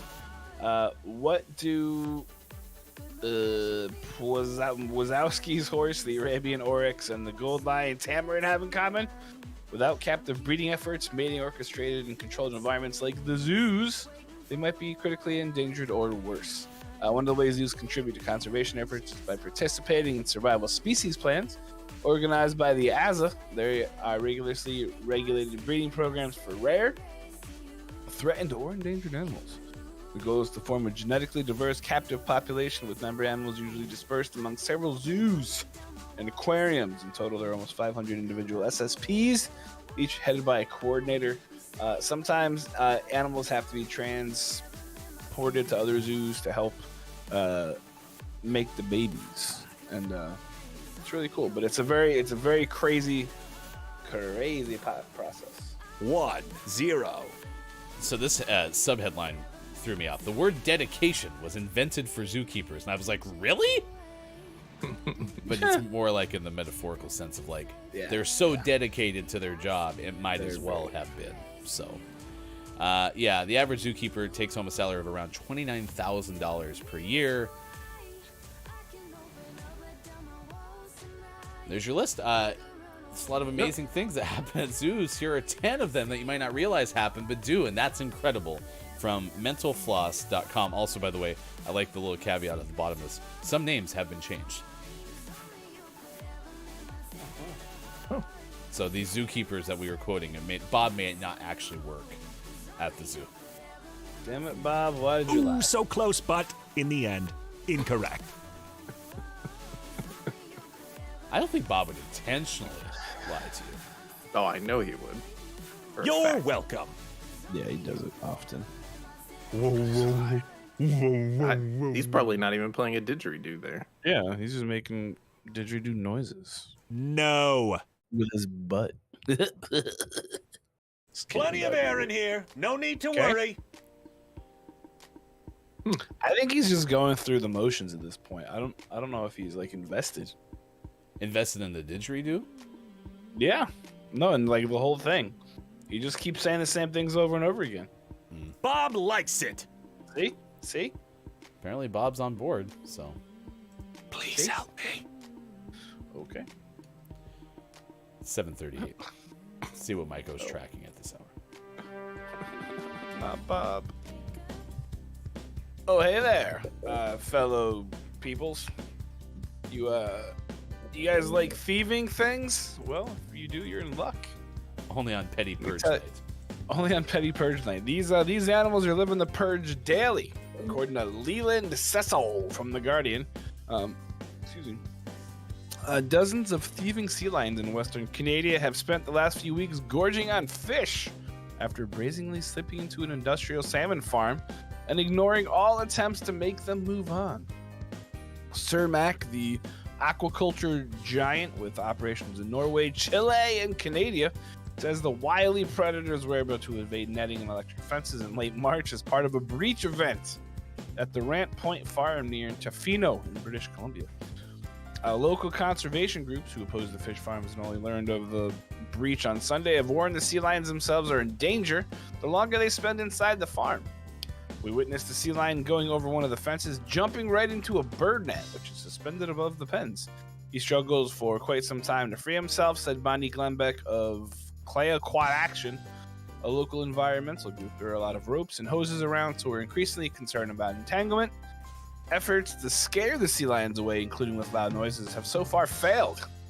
The company said exits are available to the intruders should they choose to leave. An offer the sea lions appear to have declined. Okay. Sea lions, a common mammal in the waters off Vancouver Island, typically hunt in groups and feast on herring, salmon, rockfish, and even small sharks. But the pinnipeds hit pay dirt when they made their way into a pen full of salmon. So, yeah, I don't know how they got in, but apparently this is a big issue. They don't know how to deal with it, but it's a bunch of wily sea lions that just refuse to leave. There you go. Thieving sea lions break into a salmon farm. Look It's Maiko at this hour is brought to you by Look It's Maiko. You can subscribe to Look It's Maiko, twitch.tv/Look It's Maiko, and you can get these cool little emotes that you saw. Also, Mike is very into cleanliness. Does anyone have my Dr. Squatch soap? Maiko gave me this Dr. Squatch soap. Tell us more, Mike. He gave you a bunch of it that has not made its way into a cleaning facility yet. Dr. Squatch soap is fantastic and famous. I don't know if it's famous. It's famously fantastic. Oh, gosh. This is Only Hope soap. I think that's Obi-Wan Kenobi on there. This is that smells really good. Is that Duncan Sheik on the front of that? Yeah, sure. No. It's the guy who plays Obi-Wan. Ewan McGregor, that's his name. They make some really, really amazing soap. It's all naturally sourced, naturally made. It smells amazing. It's great on your skin. They have a whole bunch of different grits. If you go there and order and use the code DiscBrick10, your first single purchase of over $20, you get 10% off. Or if you get a subscription, which I do, and I just got my second monthly subscription package, and use DiscWatch10, you get a 10% off of your first subscription package. They have lots of incredible stuff. They just came out with a hand soap.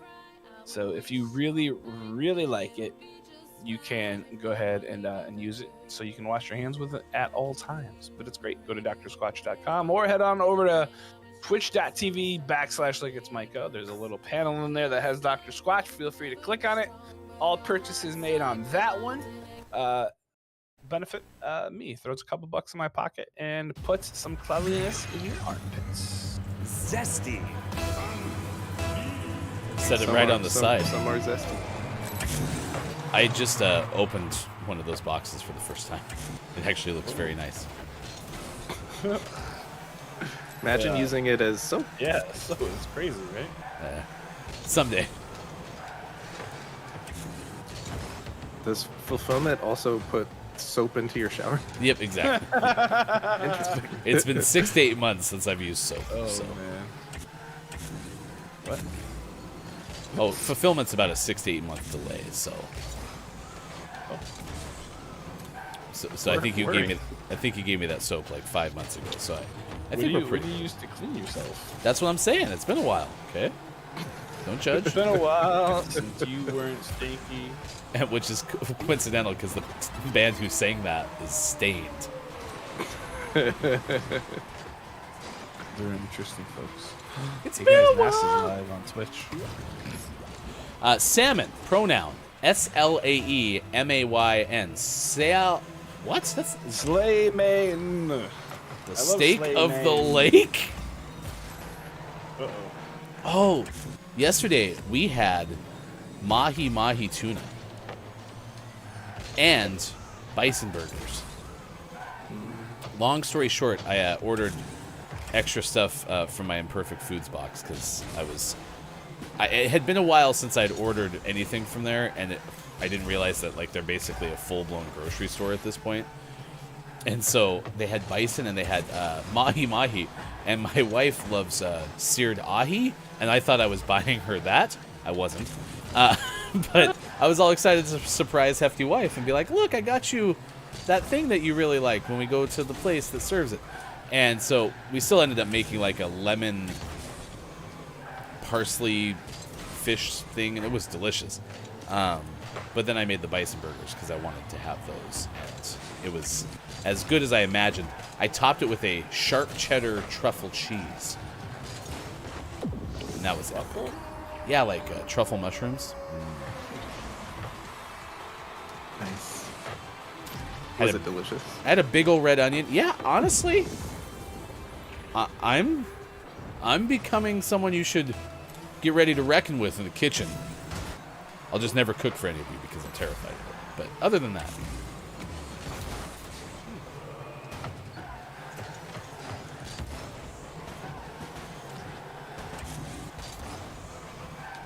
So I have a bison burger for Sean if Sean stops by before going to work today. Well, I'm done early today, and so my thought was when I'm done, I'll just swing by and grab lunch. Let's go. I'll be here. That's really early. Jeez. Scott Chick says, here's a question. Those with the fuller beard, what does one use to wash it? I just use shampoo. I use regular shampoo, and then Jack kind of got it. Post-shower beard conditioner. I have a leave-in conditioner that I use for my hair that also works really well on my beard. So I just scrub it real good. Get it all nice and clean, and then after the shower, put in some leave-in conditioner. It softens it up and makes it nice. I heard post-shower beer conditioner, and I was like, sweet, they make a post-shower beer conditioner now. Gotta get that beer nice and soft. Did you drink a beer the whole time you were in the shower and your skin dried out? Try post-shower beer conditioner. That looked like we knew what we were doing right there. Yeah, that was pretty solid. I'm a big fan of shower beer. I know you are. That's why I thought you might be in the market for post-shower beer conditioner. So, you shampoo and then you use conditioner after shampoo. Beer conditioner is just a second beer you drink after your shower beer. And I'm on board with this. That could be one of our types of beer when we get into brewing. Downs also loves shower beer. Homemade shampoo bar that smells like sugar and vanilla is what Groggy or Die uses. I do like the stuff that makes my beard smell nice.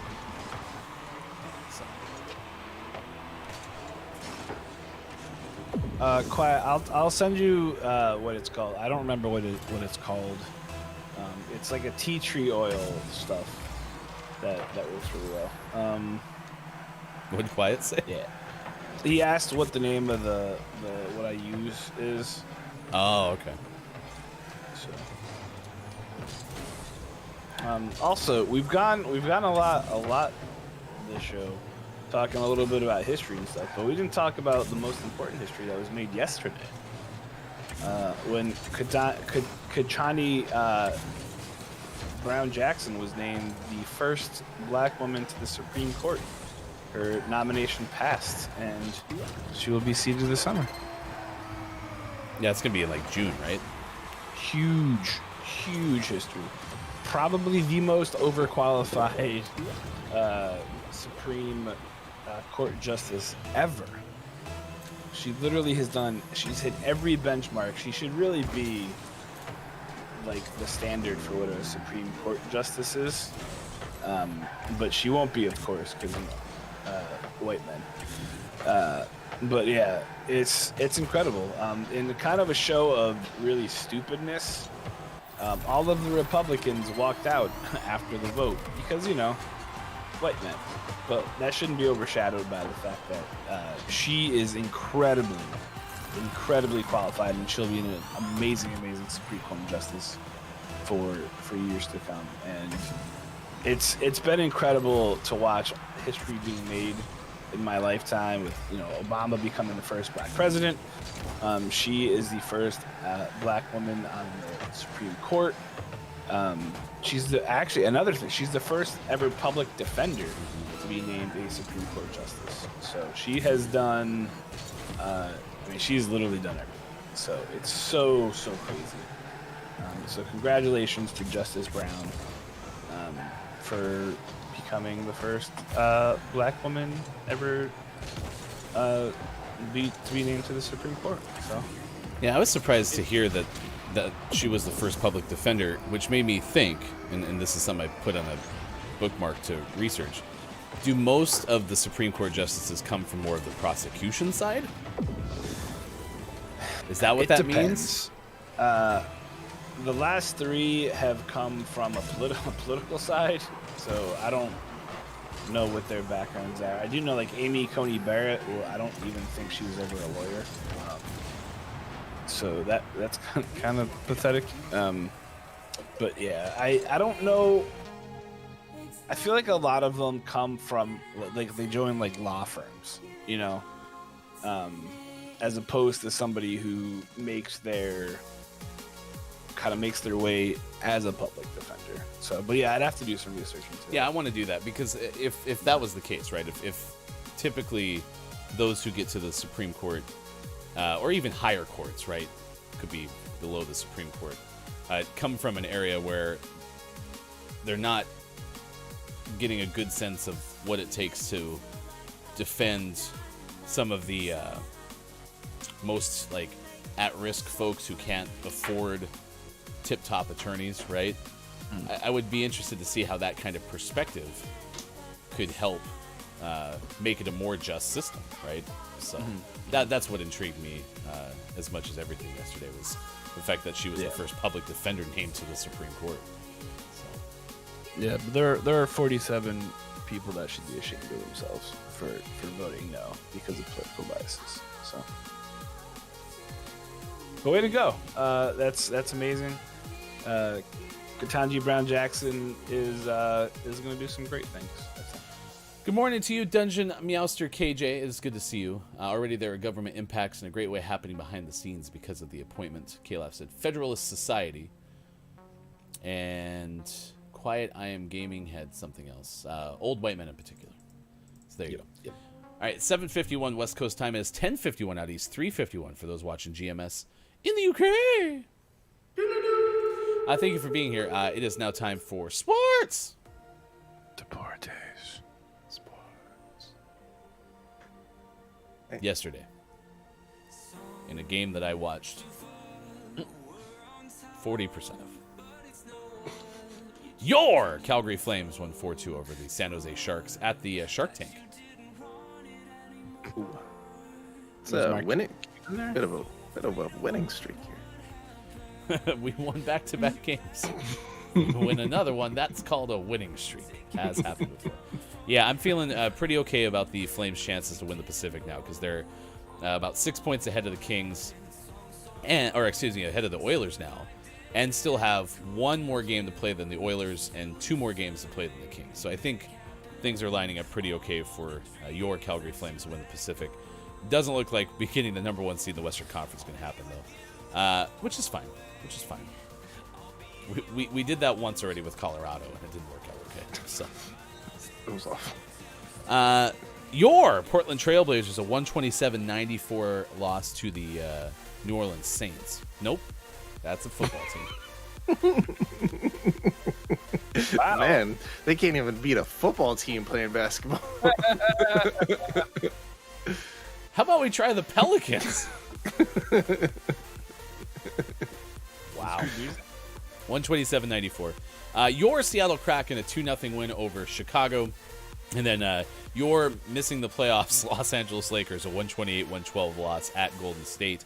Yesterday was opening day in baseball, which means The baseball times. which means we actually get a play. Did the Mets win, Mike?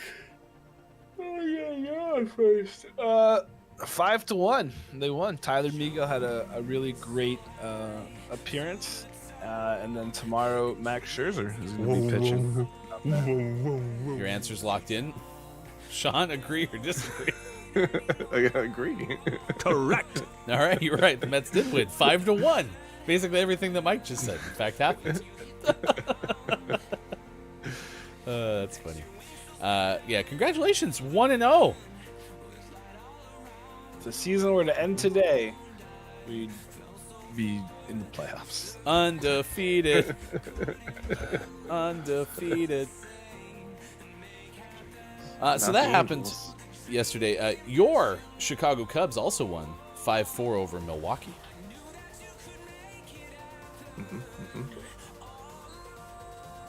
All right, yesterday Tiger Woods was -1 and sat like 4 shots off the lead-ish. Maybe 5 shots, 4 shots. They are underway at Augusta at the Masters. Dustin Johnson is in third. Soon Jae sitting at 11th. Soon Jae Im is in first place, even for the day through 4. And then Cameron Smith from Australia will tee off at 10:30 Pacific time. Woods heads out at 10:41. So your time? Or 15 minutes ago?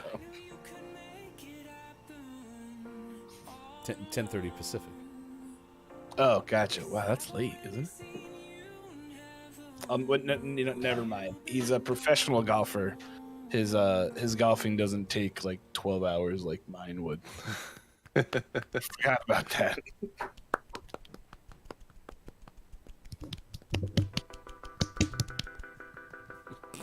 Take it easy on your microphone. Damn. Any other sports?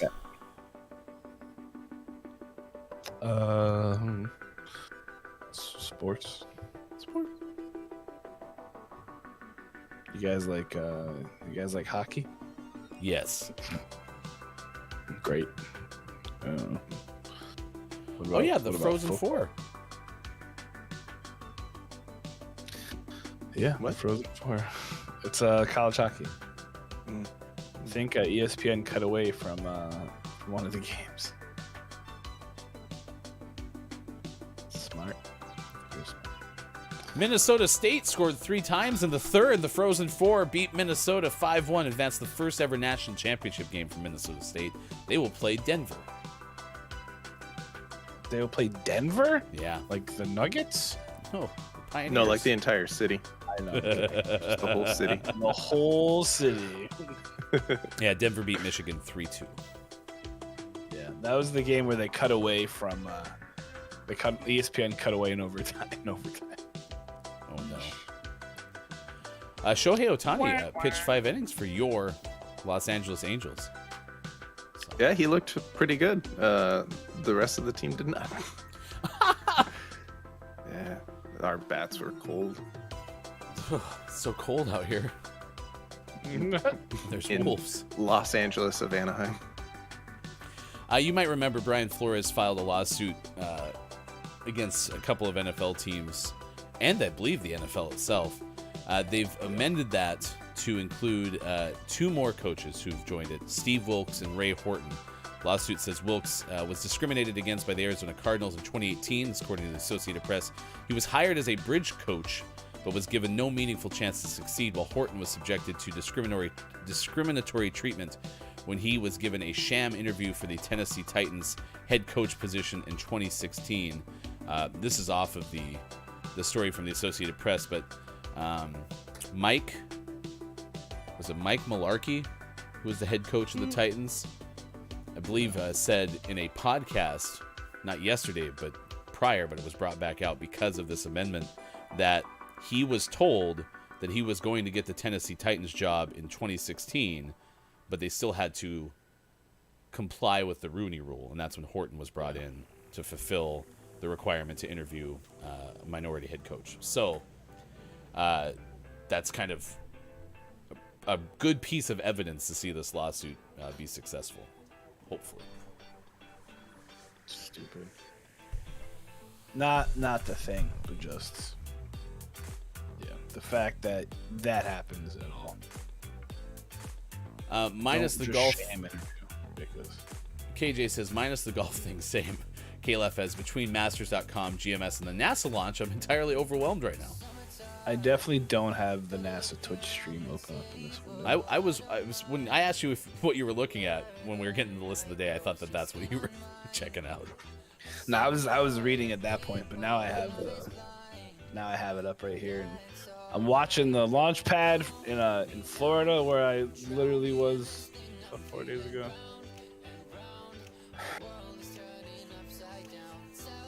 Just gonna go to sleep. Okay, we're fine. Nah, it's really exciting. Go to twitch.tv/NASA and put it on mute and listen to us while you watch a bunch of people sitting in a room staring at a launch pad.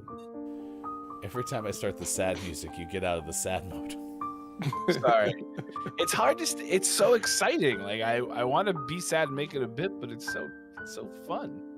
It's just shut up, quiet. What'd Quiet say? Well, time to look out my window. It's rude. Oh, this old thing again? Another rocket launch. What is it, Friday? See it all the time. Go sit on my stang and watch the rocket again. These rocket launches always causing so much noise and dust. Out here trying to read a book and rockets launching again. Ridiculous. Good thing I get to see these all the time. All the time. All right, we're going to leave, come back with our final hour. We'll play some community games and have a Gaming Morning Show Morning Gaming Renews, clip of the day, takeaways that were pretty okay, and we'll send you somewhere if you're watching on Twitch. Sean has to go. We know that. When we come back, I'll be on one side of the screen. Mike will be staring at a Twitch stream of the space shuttle on the other side of your screen. We'll try to make it through one more hour. It is Friday, April 8th, 2022. Thanks for being here. Facebook Gaming, Twitch, YouTube, Twitter, and at gamingmorningshow.tv. Goodbye, Sean. Goodbye. Goodbye, Sean. It's magic. I want you to stay. I want your body on me. This moment is fleeting, so don't go away. I want your body on me.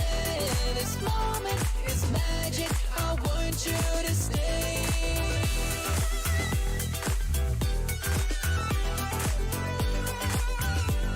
Your body on me.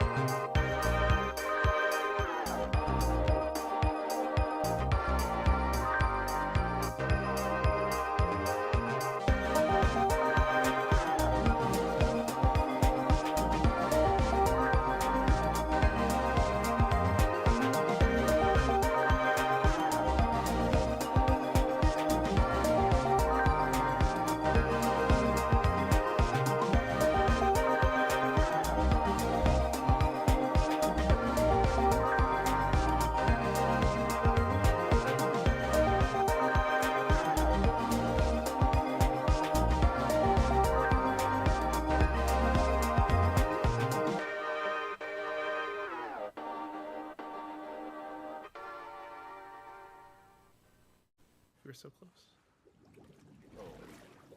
Hippos. I've been to Disneyland. They're dangerous. You gotta look out. That's why this game's so scary. Hippos kill more people every year than sharks. Did you turn it on?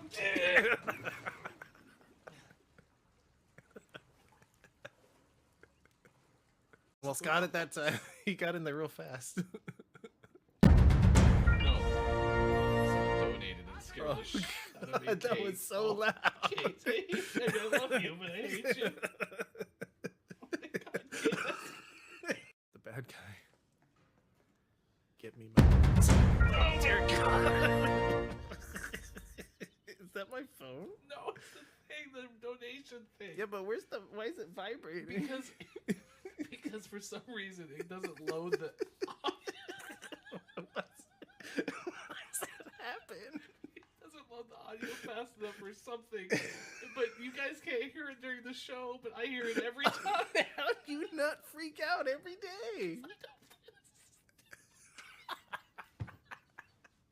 Can they hear how terrible that sounds?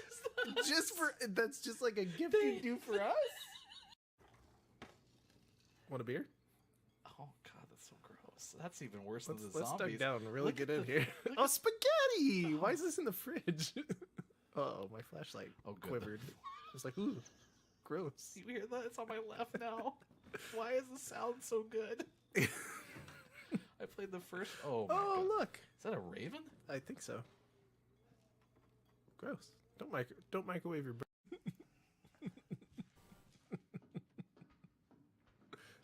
Oh Jesus! God, we're all monsters are sensitive. Why'd you shoot it in that area? I keep accidentally clicking right stick out of panic. God, I'm right in that monster crotch. Monster crotch. Why did it have to be around the corner? It was supposed to come out of the thing. No, that's a movie. ABBA, right? Oh, Jesus Christ. Oh, to let love sink in into me.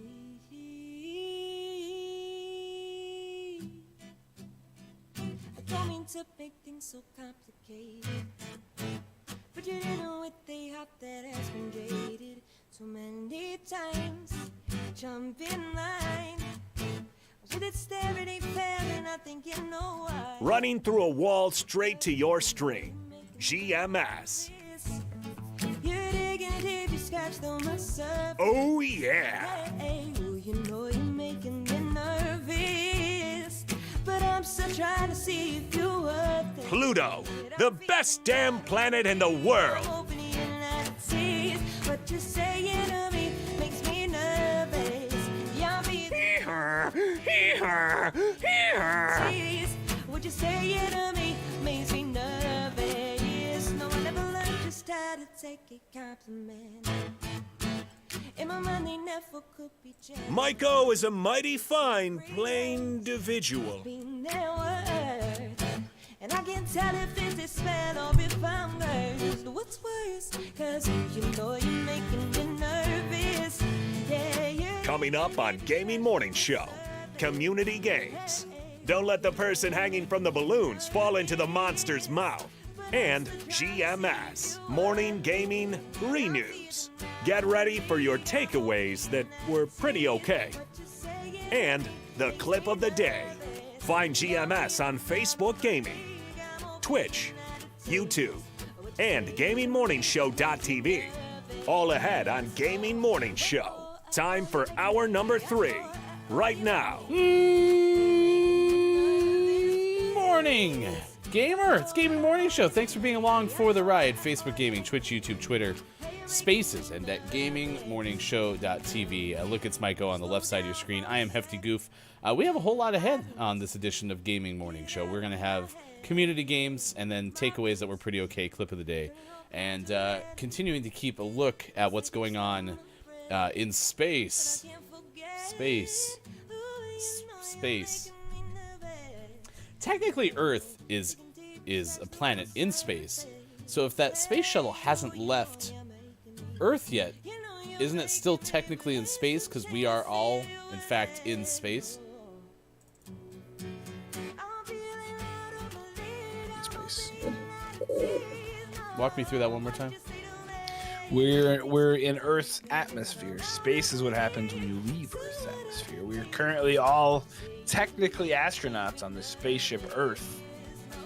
Because I mean, you could make an argument that Earth is basically a giant spaceship, but it's not run by like alien. Like, whoa, I don't really know. Alien says it Either was way, pretty space is okay. When you go. Is it launched yet? We're at T-minus 7. So in 7 minutes, they're gonna do a bunch of other crap and then eventually launch. So it doesn't leave. It doesn't time out perfectly to 0.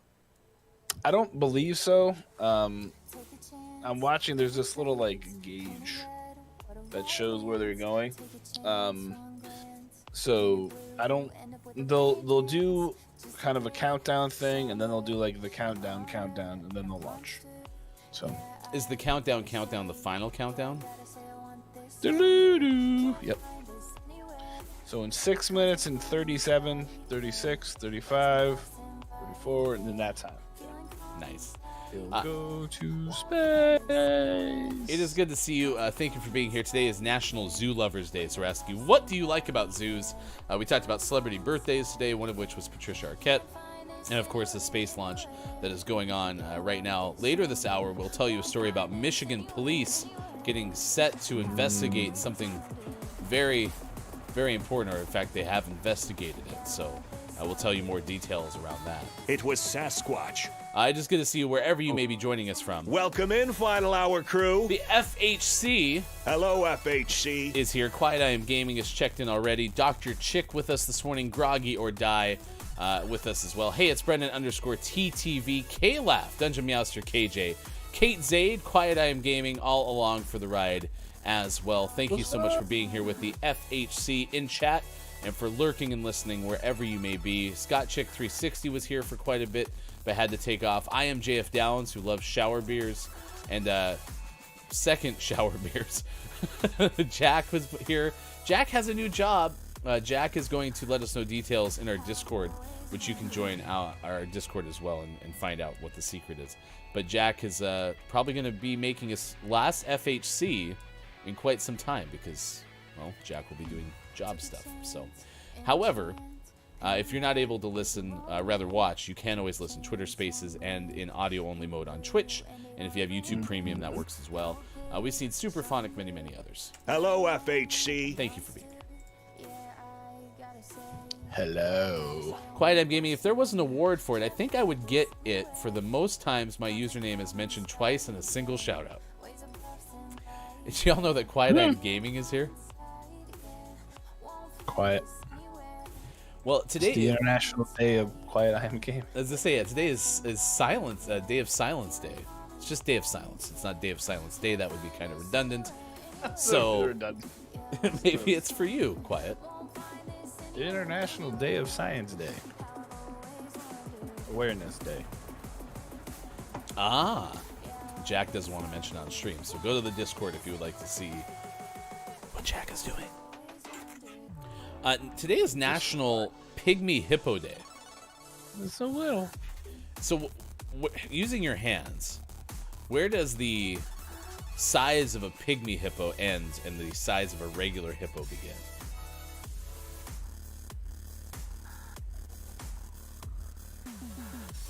So if a pygmy hippo is like 3 feet, whereas a real hippo is like 6 to 8. In length? Yeah. Wow. 3 feet's still pretty big, yeah. Big. Because I was thinking like teacup pig size for some reason. Like a tiny little hippo? Yeah. Like you can put it in your pocket? Well, I mean, it would be like in a little purse or something. A carrying satchel. Yeah. What? Because you've seen the teacup pigs, right? Do they actually fit in a teacup? Probably not. It's a metaphor. If they did, that would be awesome. I'll tell you that much. 3 minutes. We just hit the 3-minute mark. It's gonna launch while we're playing this game, Rocket League. I'm gonna be like split watching, so good luck.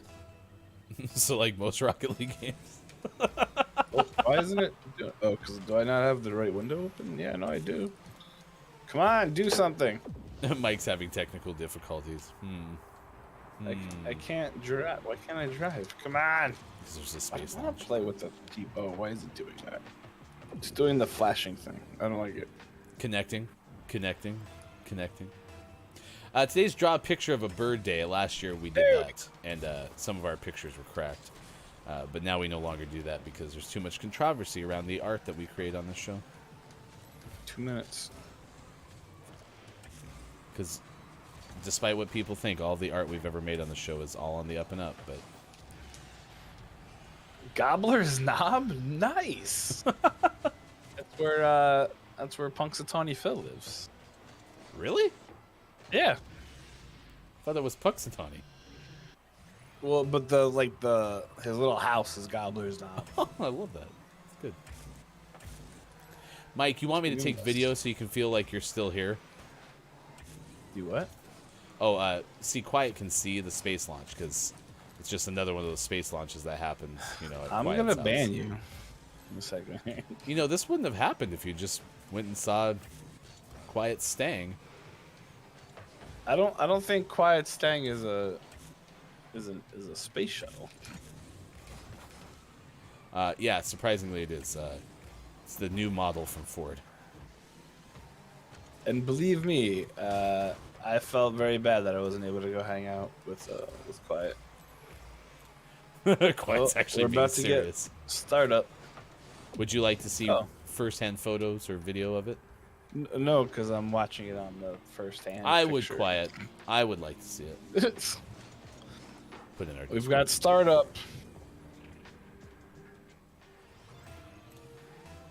Are there a whole bunch of like sounds going on in your ears? Like, I have it on mute, so I don't know. But they do all that communication stuff, right? Yes. Right. Currently, the computer is the one who's taking control of the flight, so we're not doing a whole lot. 25 seconds.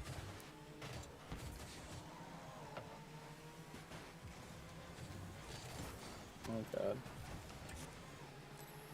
This is an interesting game of Rocket League because 10, both 9, Mike and the other guy wasn't 7, playing. 6, 5, 4, 3, 2, 1.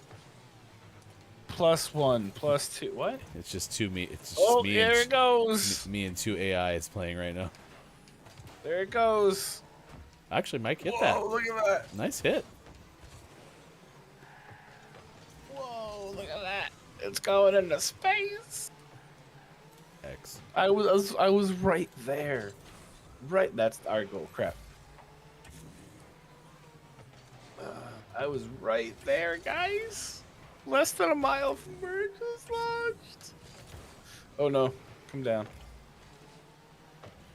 Look at that. Go. Brennan goes, the computer does it for them. Cheaters. I remember when rockets launched into space using our own two hands. Thanks, Salty. Look at that. I can see my hotel. I have lesser from this points than two AIs. In game of Rocket League. Jeez, they're going almost 1,200 kilometers per hour. Can someone smarter than that tell me how fast that is? It's as fast as a Formula One car.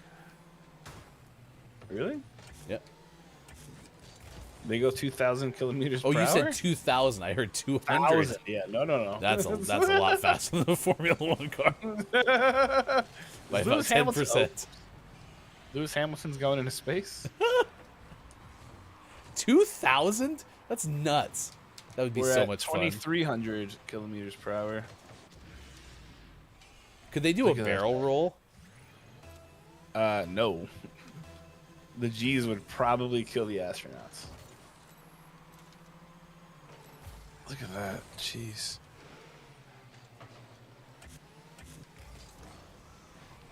It's a historic moment where, in order to see science, you just need to be rich. And don't actually spend your entire life working to be an astronaut. Kate Zade says they aren't Star Fox.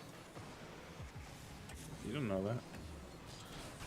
Maybe they put a fox on the ship. Crap. We're at 5,000 kilometers per hour.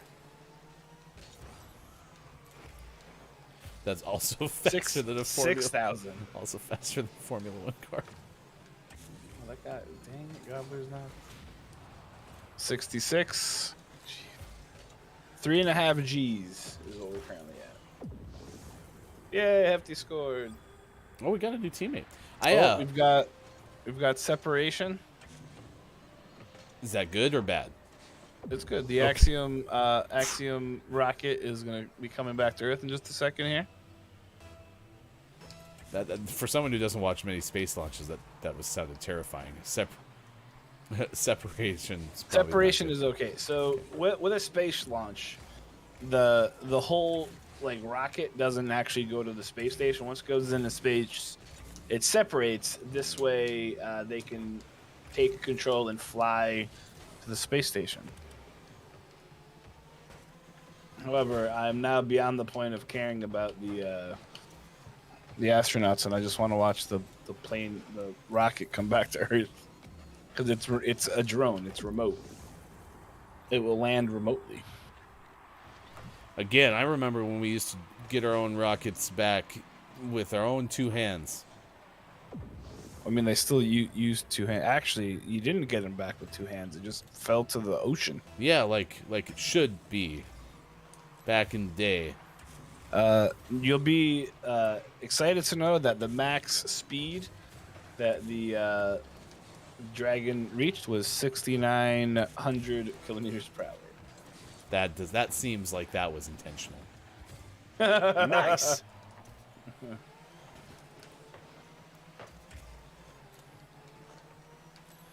The good news is you may have watched the space launch and win a Rocket League game. We might have a chance.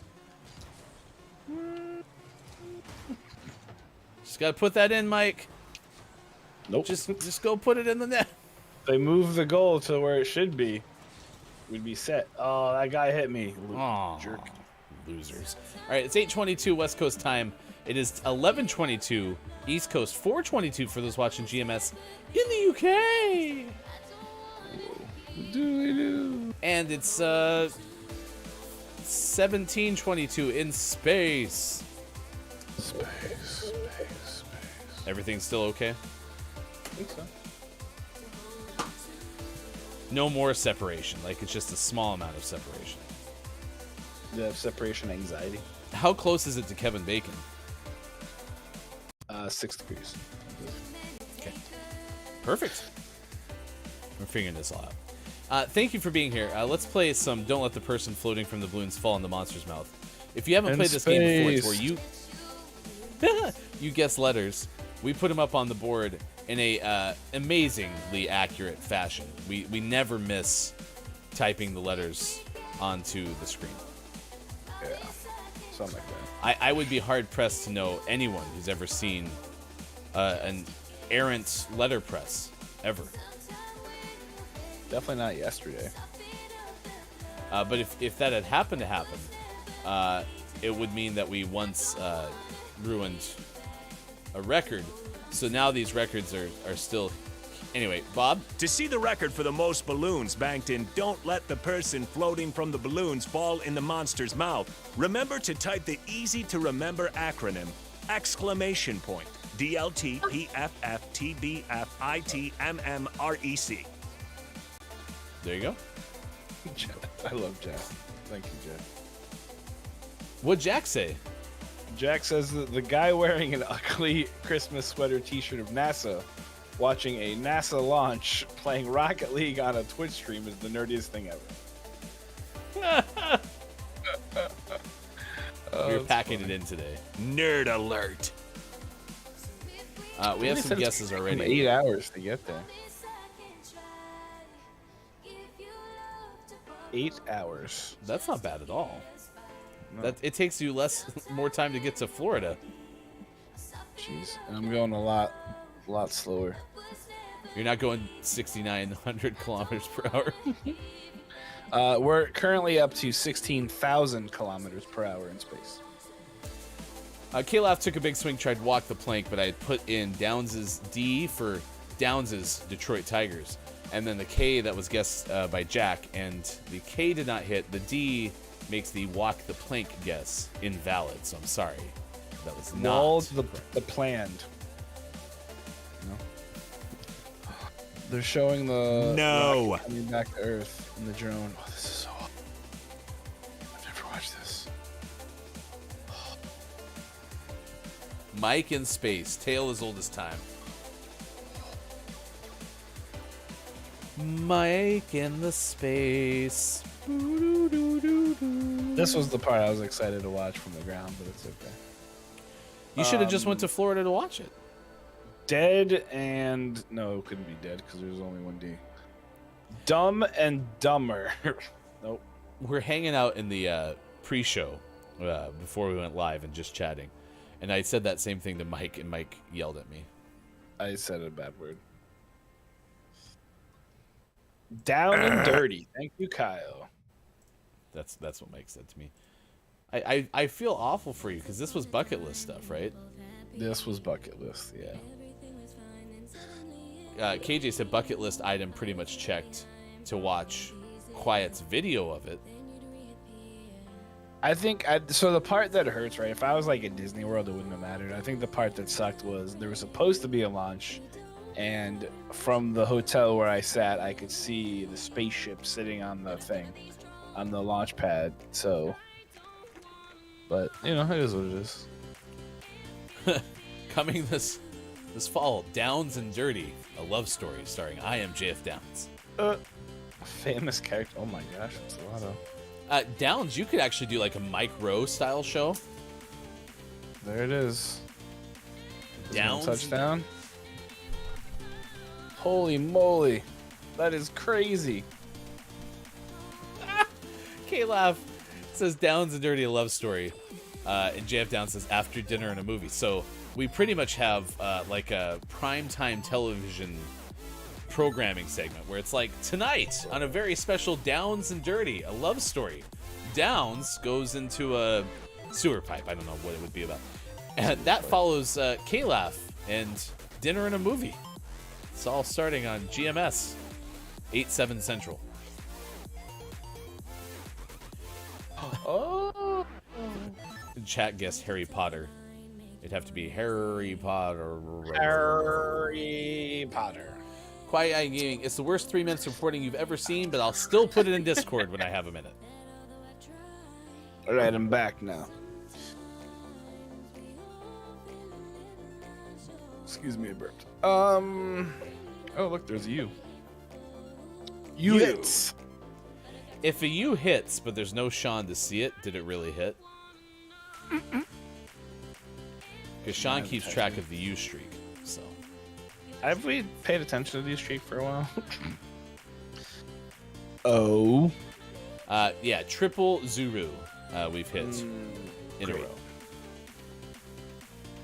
SD.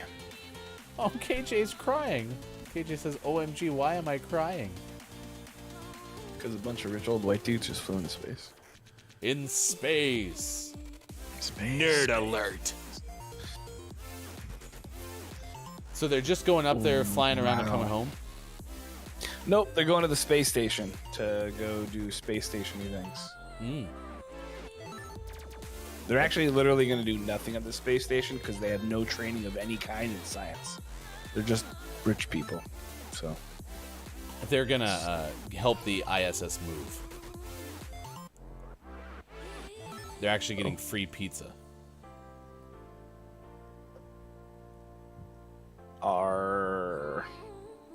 What is up? Oof, hold on, let's be for real here. E, go with E. E from Look It's Maiko.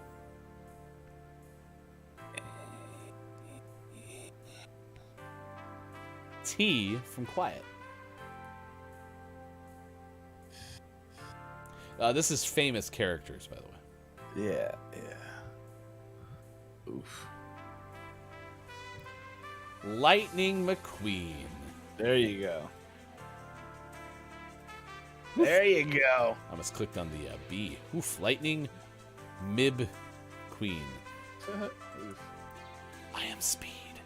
Gonzo Gump has checked in with the final hour crew. Hello, FHC. Kalaf saves us. We banked 2 balloons. We now have 8 and a chance to get into double digits. 1 vowel words. Oh, God. Dungeon Master KJ says, that's fair. I mean, I just remember my parents explaining the first launch they watched. Still, so it is a bit of nostalgia. Technology has come a long way.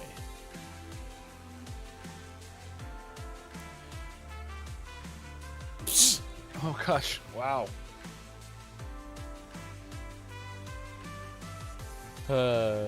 I don't know what happened, Morning, Downs, Chris. but your message just disappeared. I guess we'll S. never know why. Someone guessed an S.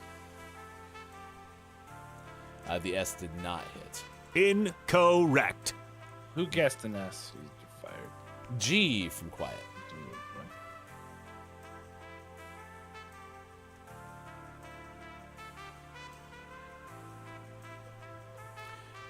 An I and an R. Downs goes, now we know it's not you. It is an I. Yep. Does anyone else want to guess an I? Oh my God. I. Bob guessed I. Ding, ding, ding. Bob's very proud of himself. Yes. Knitting. Shaq. Gonzo guessed I. I. I think Bob just made a captain joke. In ing. Bob says, pretty okay. Okay. That's great. Minimizing. Man. Your friend, Kalaf, is correct. We finished in double digits. That feels pretty good. I'm not going to lie. For a Friday, get out to the weekend, have a lot of confidence in our don't let the person floating from the balloons fall in the monster's mouth abilities. We could play this game all weekend now. Can we? I've never felt more alive. And that was an easy strength. Whoa. That wasn't easy. Good, great. We got it on easy, y'all. We're cracked. Brendan goes, we should take play it on like impossible. That 1 vowel words. Get wrecked. That's right. We're not afraid of no 1 vowel words. Maybe it was Skynet. Oh, I'm terrified of 1 vowel words. I don't care what happens. I'm so scared. It'll be okay, Mike. I'll hold you. Oh, thank you. Jump into my arms. No. You will find. What's in your hand? It's my controller. Oh. I was like, what is that? GMS and NASA and Masters, and don't let the person floating from the balloons fall in the monster's mouth, and coffee, and it's a great day. Hey, you enjoy your meeting, KJ. KJ, don't come meet back. too hard though. Don't go. Tell KJ, them. Come back. We have 27 minutes left of the show. You want to be here to see what our takeaways that were pretty okay are. We could start giving you the Kiki Low treatment, where you have to ask everyone in your meeting what they think about zoos. What's their favorite zoo animal? My 7-year-old's is squirrels. I'm sorry, what? Yeah, exactly. We go to the zoo and like we're looking at like the tiger, and here's Livy, like, it's a squirrel. Like, yep. We're all watching the tiger, and there's Livy like chasing the squirrel. Well, if that's the case, I would like to invite you to visit Hefty Goof's A Place You Can Squirrel. I charge only about $20 to come with me, and I'll give you a full-fledged squirrel tour. What? Well, if you're saying that your favorite animal is the squirrel, then I will charge you money to come see all the squirrels that I have. KJ, if Governor Brown cares about her constituents, she'll find time to answer that question. What'd KJ say? She said, I'm pretty sure the governor doesn't have time to answer that question. It's what the people want. I don't agree, yeah. She works for us, KJ.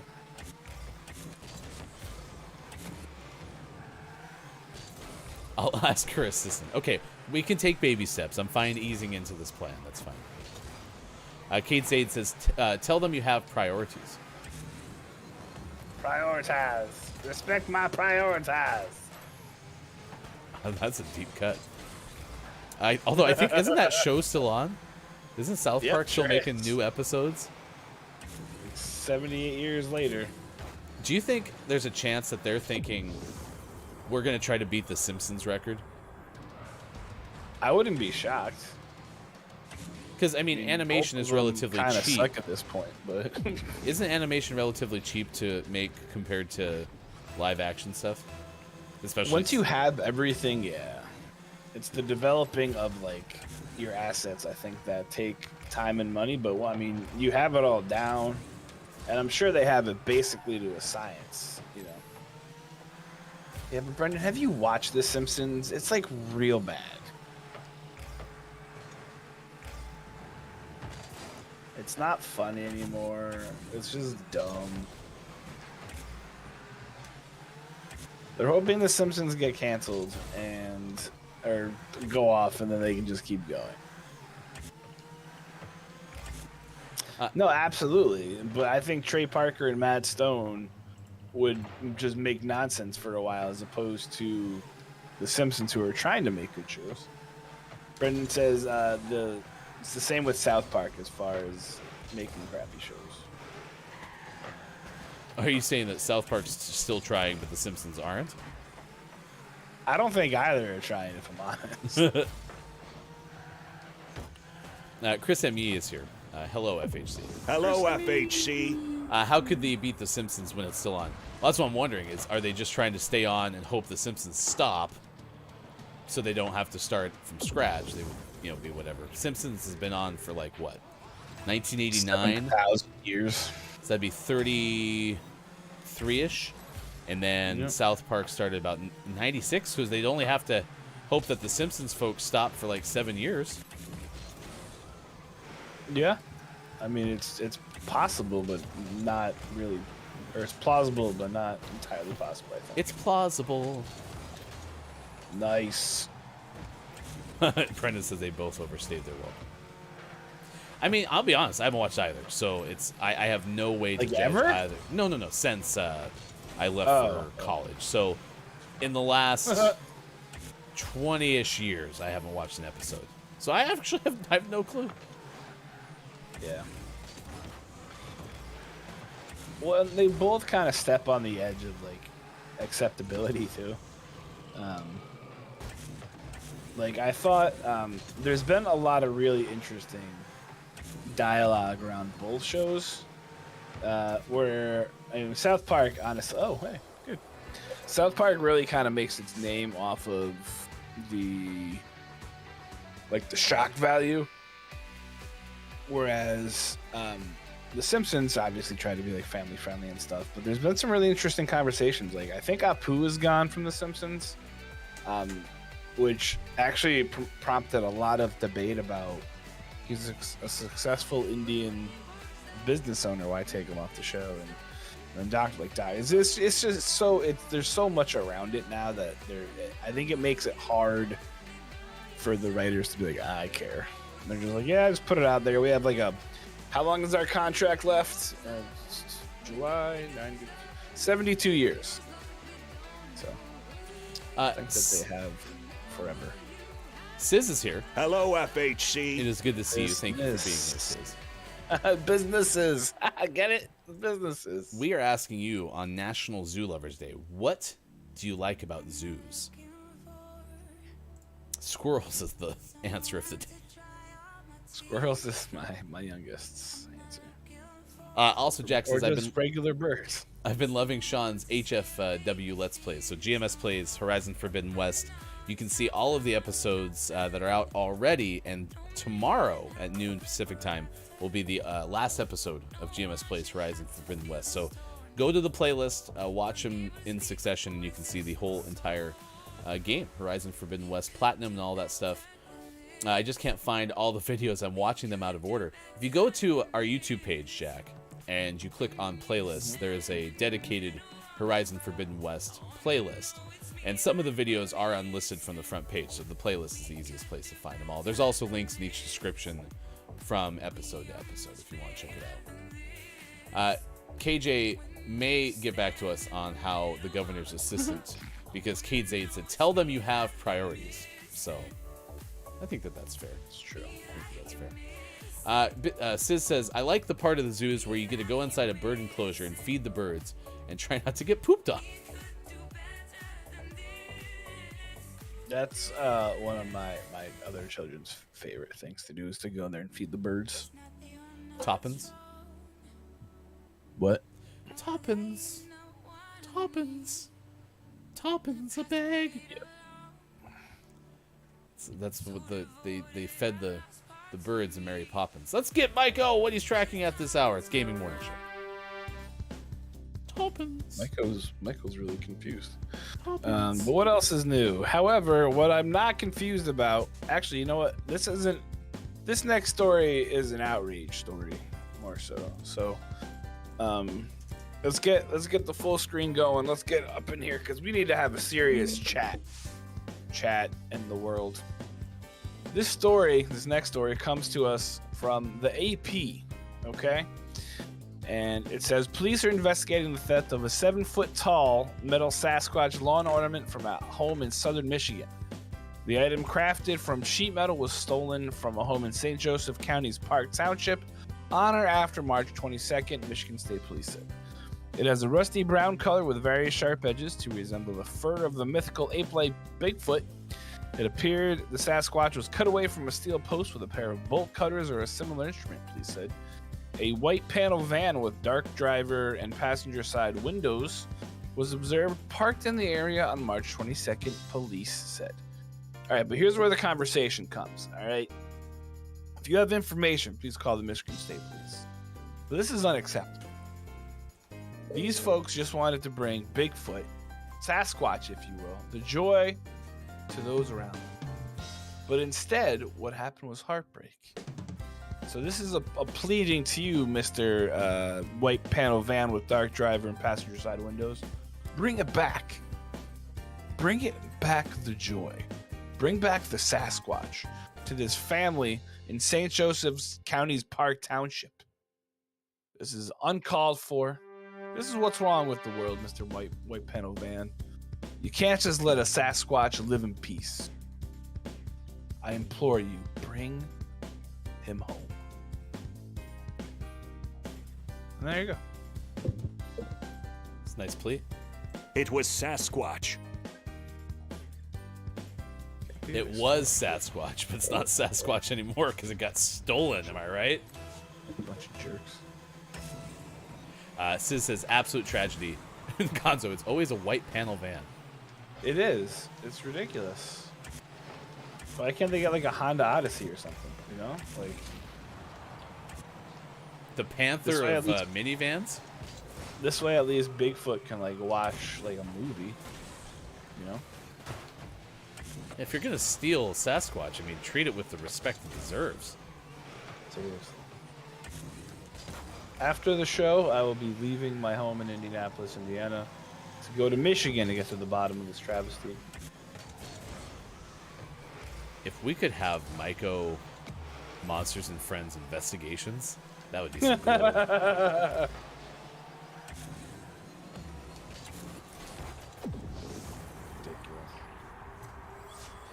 Chris Jimmy goes, the Panther of minivans?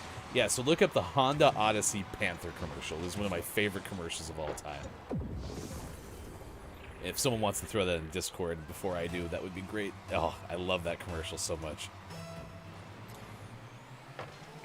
How dare you, Jack? Not to be confused with the Panther cologne from Anchorman. Oh, God. That's a whole different thing. Schmexy Panther, you mean? I wish it had been called Schmexy Panther. That'd be better. Jack goes, now it's being made into a hood ornament. A very large van. Oh, could you imagine like a 7-foot tall Sasquatch on top of a van? That'd be pretty cool. The Sasquatch mobile.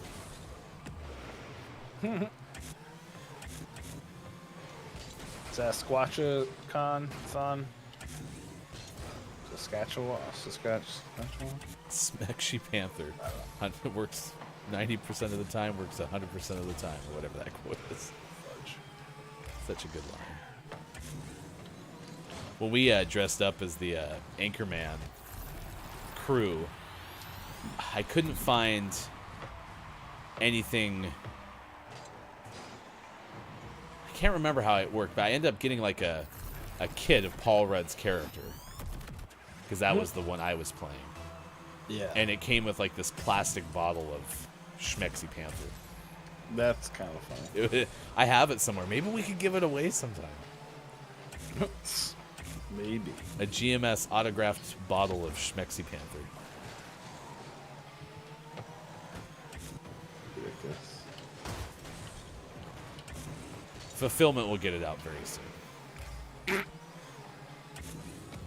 Just in time for Anchorman 25. You read my mind. Yep. The 25th anniversary of Anchorman is when you'll receive it. Oh gosh. Does Schmexy Panther stay good for that many years? Was it ever good? It seemed kind of potent anyway. So. Yeah, such as the nostrils. I can't wait to watch that commercial. I love that commercial. And for some reason now, Honda Odyssey has the Flash Gordon theme song going through my head.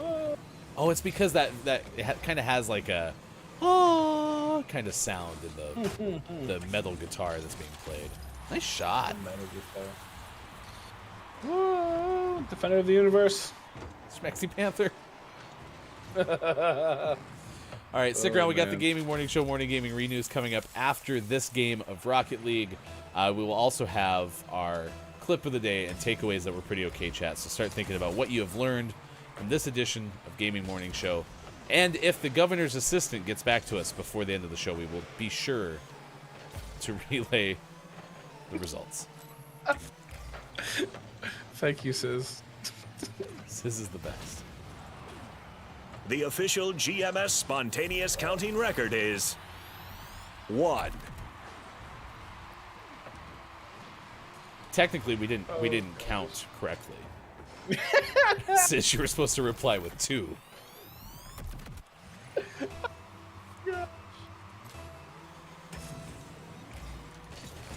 Oh boy. We actually have a longer spontaneous counting record, and I don't remember what it was. We have the best community ever. Oh man.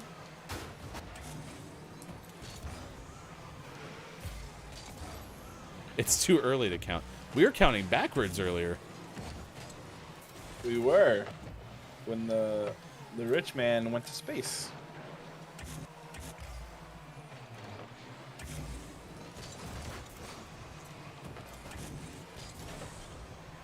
Oh. It's too early to count. B. That would be 2.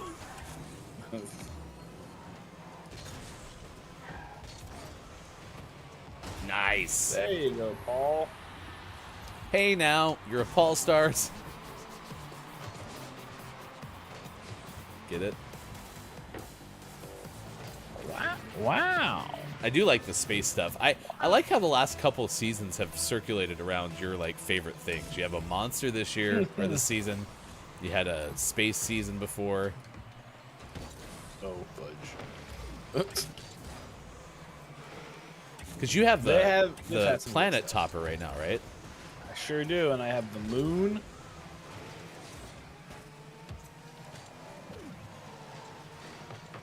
Look at there. That was a bad pass. Ball.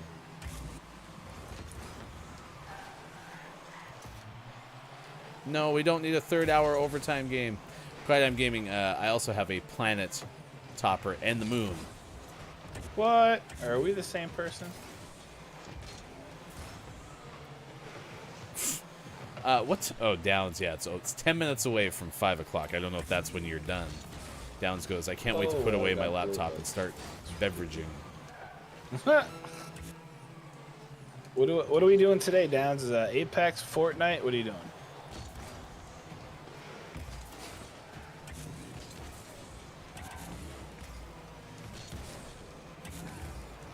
Doing wrestling? What's going on?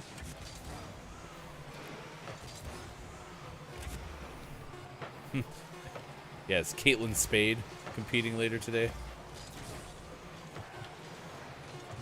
No! Oh, you son of a... Oh, man! What's the concede? What? Just a little bit underneath that. I could have made an epic game-saving save. It's frustrating. Oh, I hit the wrong button. Come on, Paul Stars! I love that show where they get, like, auction items. And they pay people money for, like, their old antiques and stuff. Pawn Stars? Paul Stars. Oh. Seriously, death, taxes, and 3rd-hour overtime games.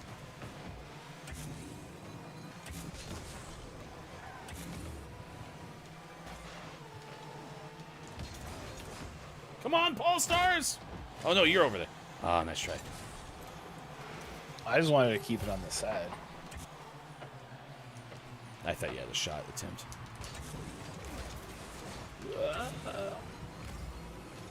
Fortnite. Hey there, you're a Fortnite.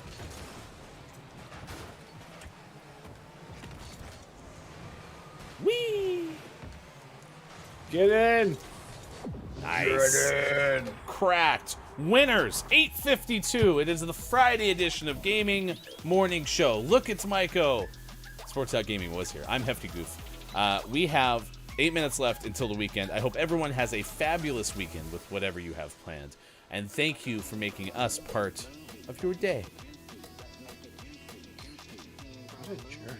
Also, thank you to Paul. Paul guy voted to concede.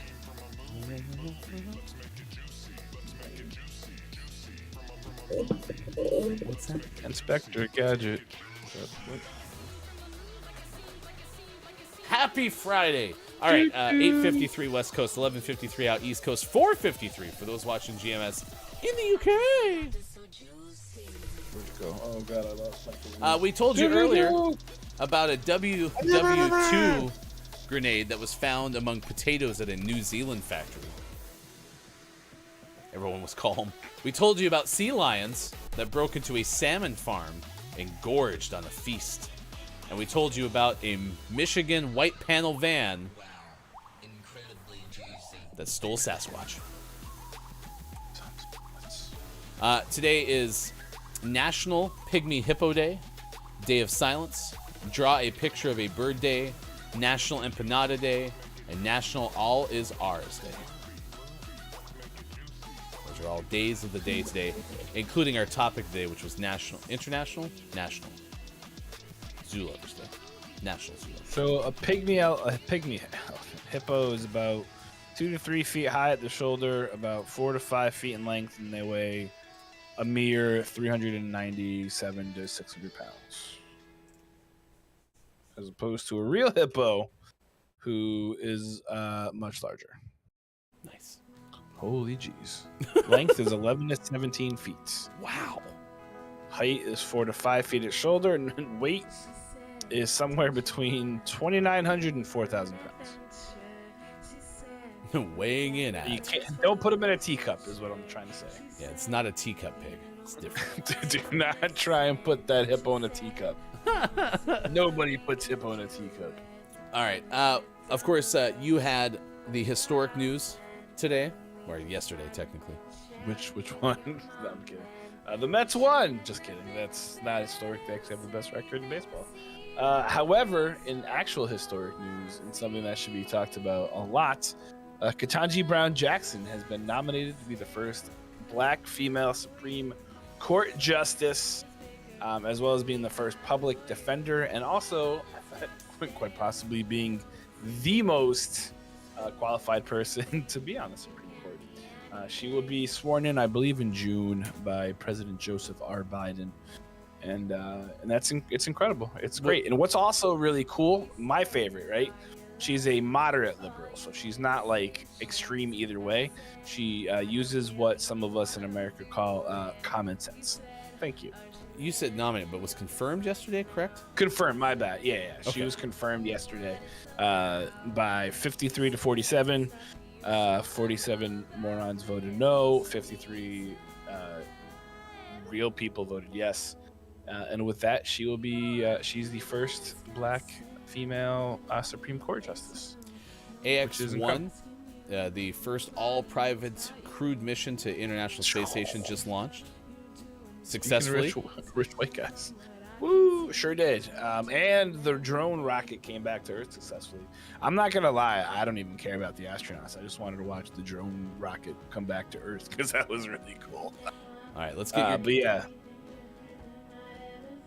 Let's get your gaming morning show, morning gaming re-news. Here's your Vice video game expert.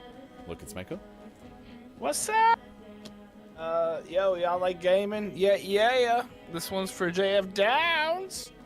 According to Michael McWhirter, who you can find at Michael McWhirter on Twitter, from Polygon, Fortnite maker is teaming up with Lego for a kid-friendly metaverse. That's right, Epic Games and Lego are going to shape the future of the metaverse to make it safe and fun for children and families. How are they going to do that?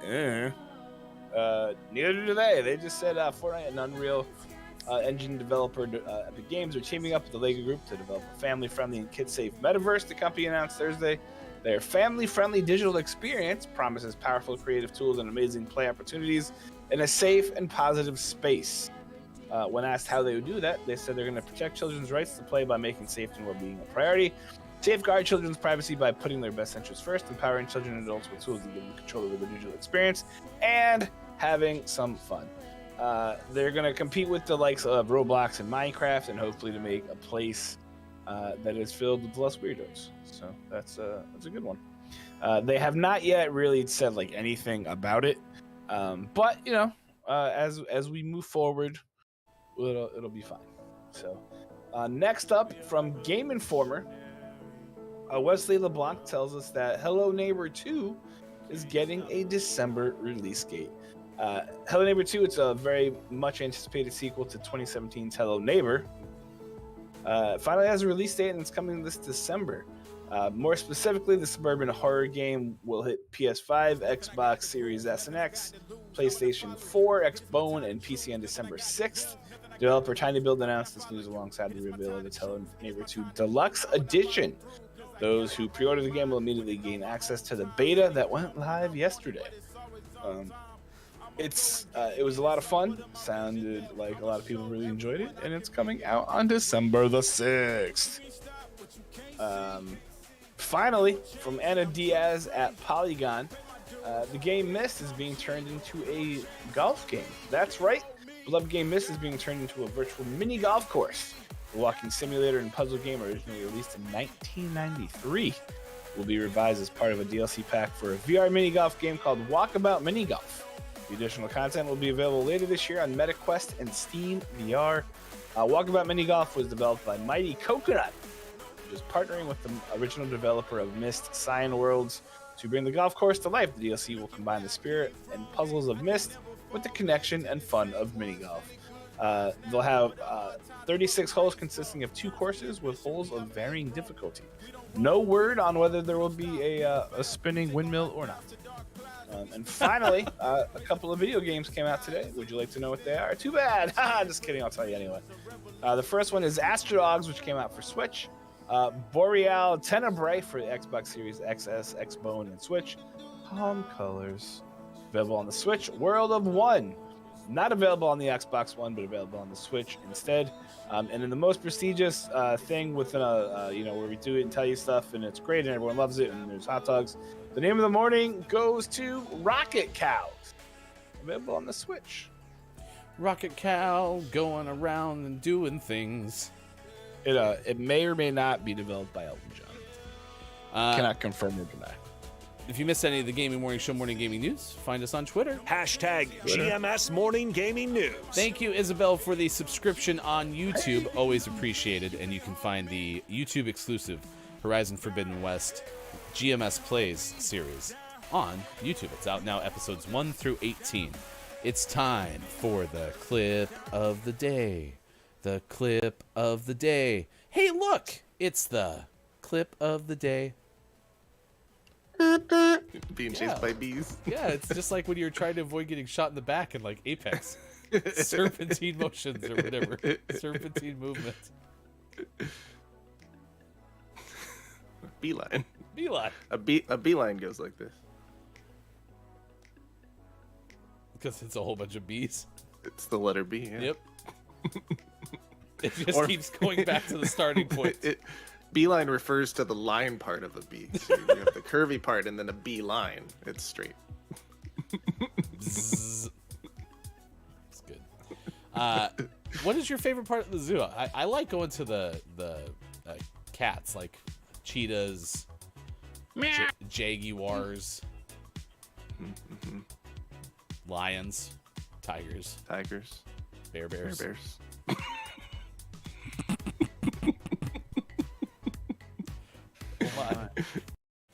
I love Sean. Love Sean so much. Good show. Good show. We have an update on the zoo question from Dungeon Master KJ. Also note I cannot hear you.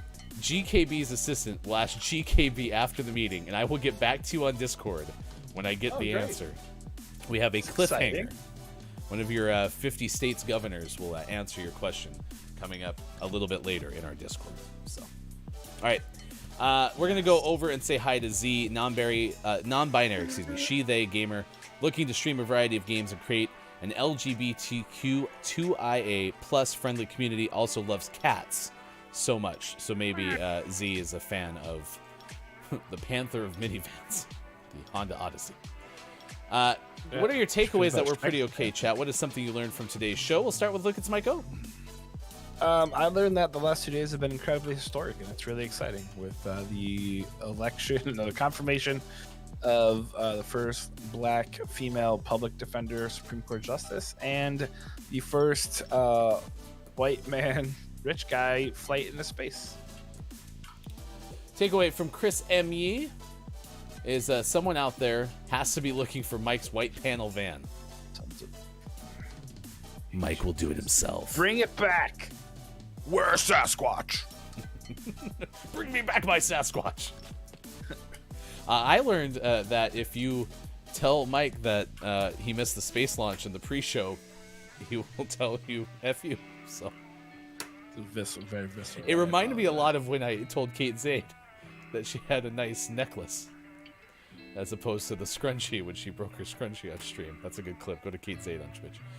Sis says, my takeaway is Hefty gets cracked when there's final hour overtime. Yeah, I was sick of it. I didn't want to do any more of it. So there's a shout out to Kate Zaid. There's many others who will be streaming this weekend. But yeah, you can check out Kate, who will probably be on at 7:30, although I heard there's rumors about going to a con or something like that. But you can at least go there and check out Kate's clip of telling me to, go to a different place. It makes sense, I swear. All right, please say good morning from GMS over to Z, and we'll see you again on Monday. We will also have GMS Weekend Edition, 7 a.m. on Sunday. a 1-hour show that we will recap the video game news of the week and have content discovery, many, many more things as well. Mike, I love you, man. For Sean, for us, and for Mike, I am Hefty Goof. We will see you again on Monday for more Gaming Morning Show. Thanks for being here.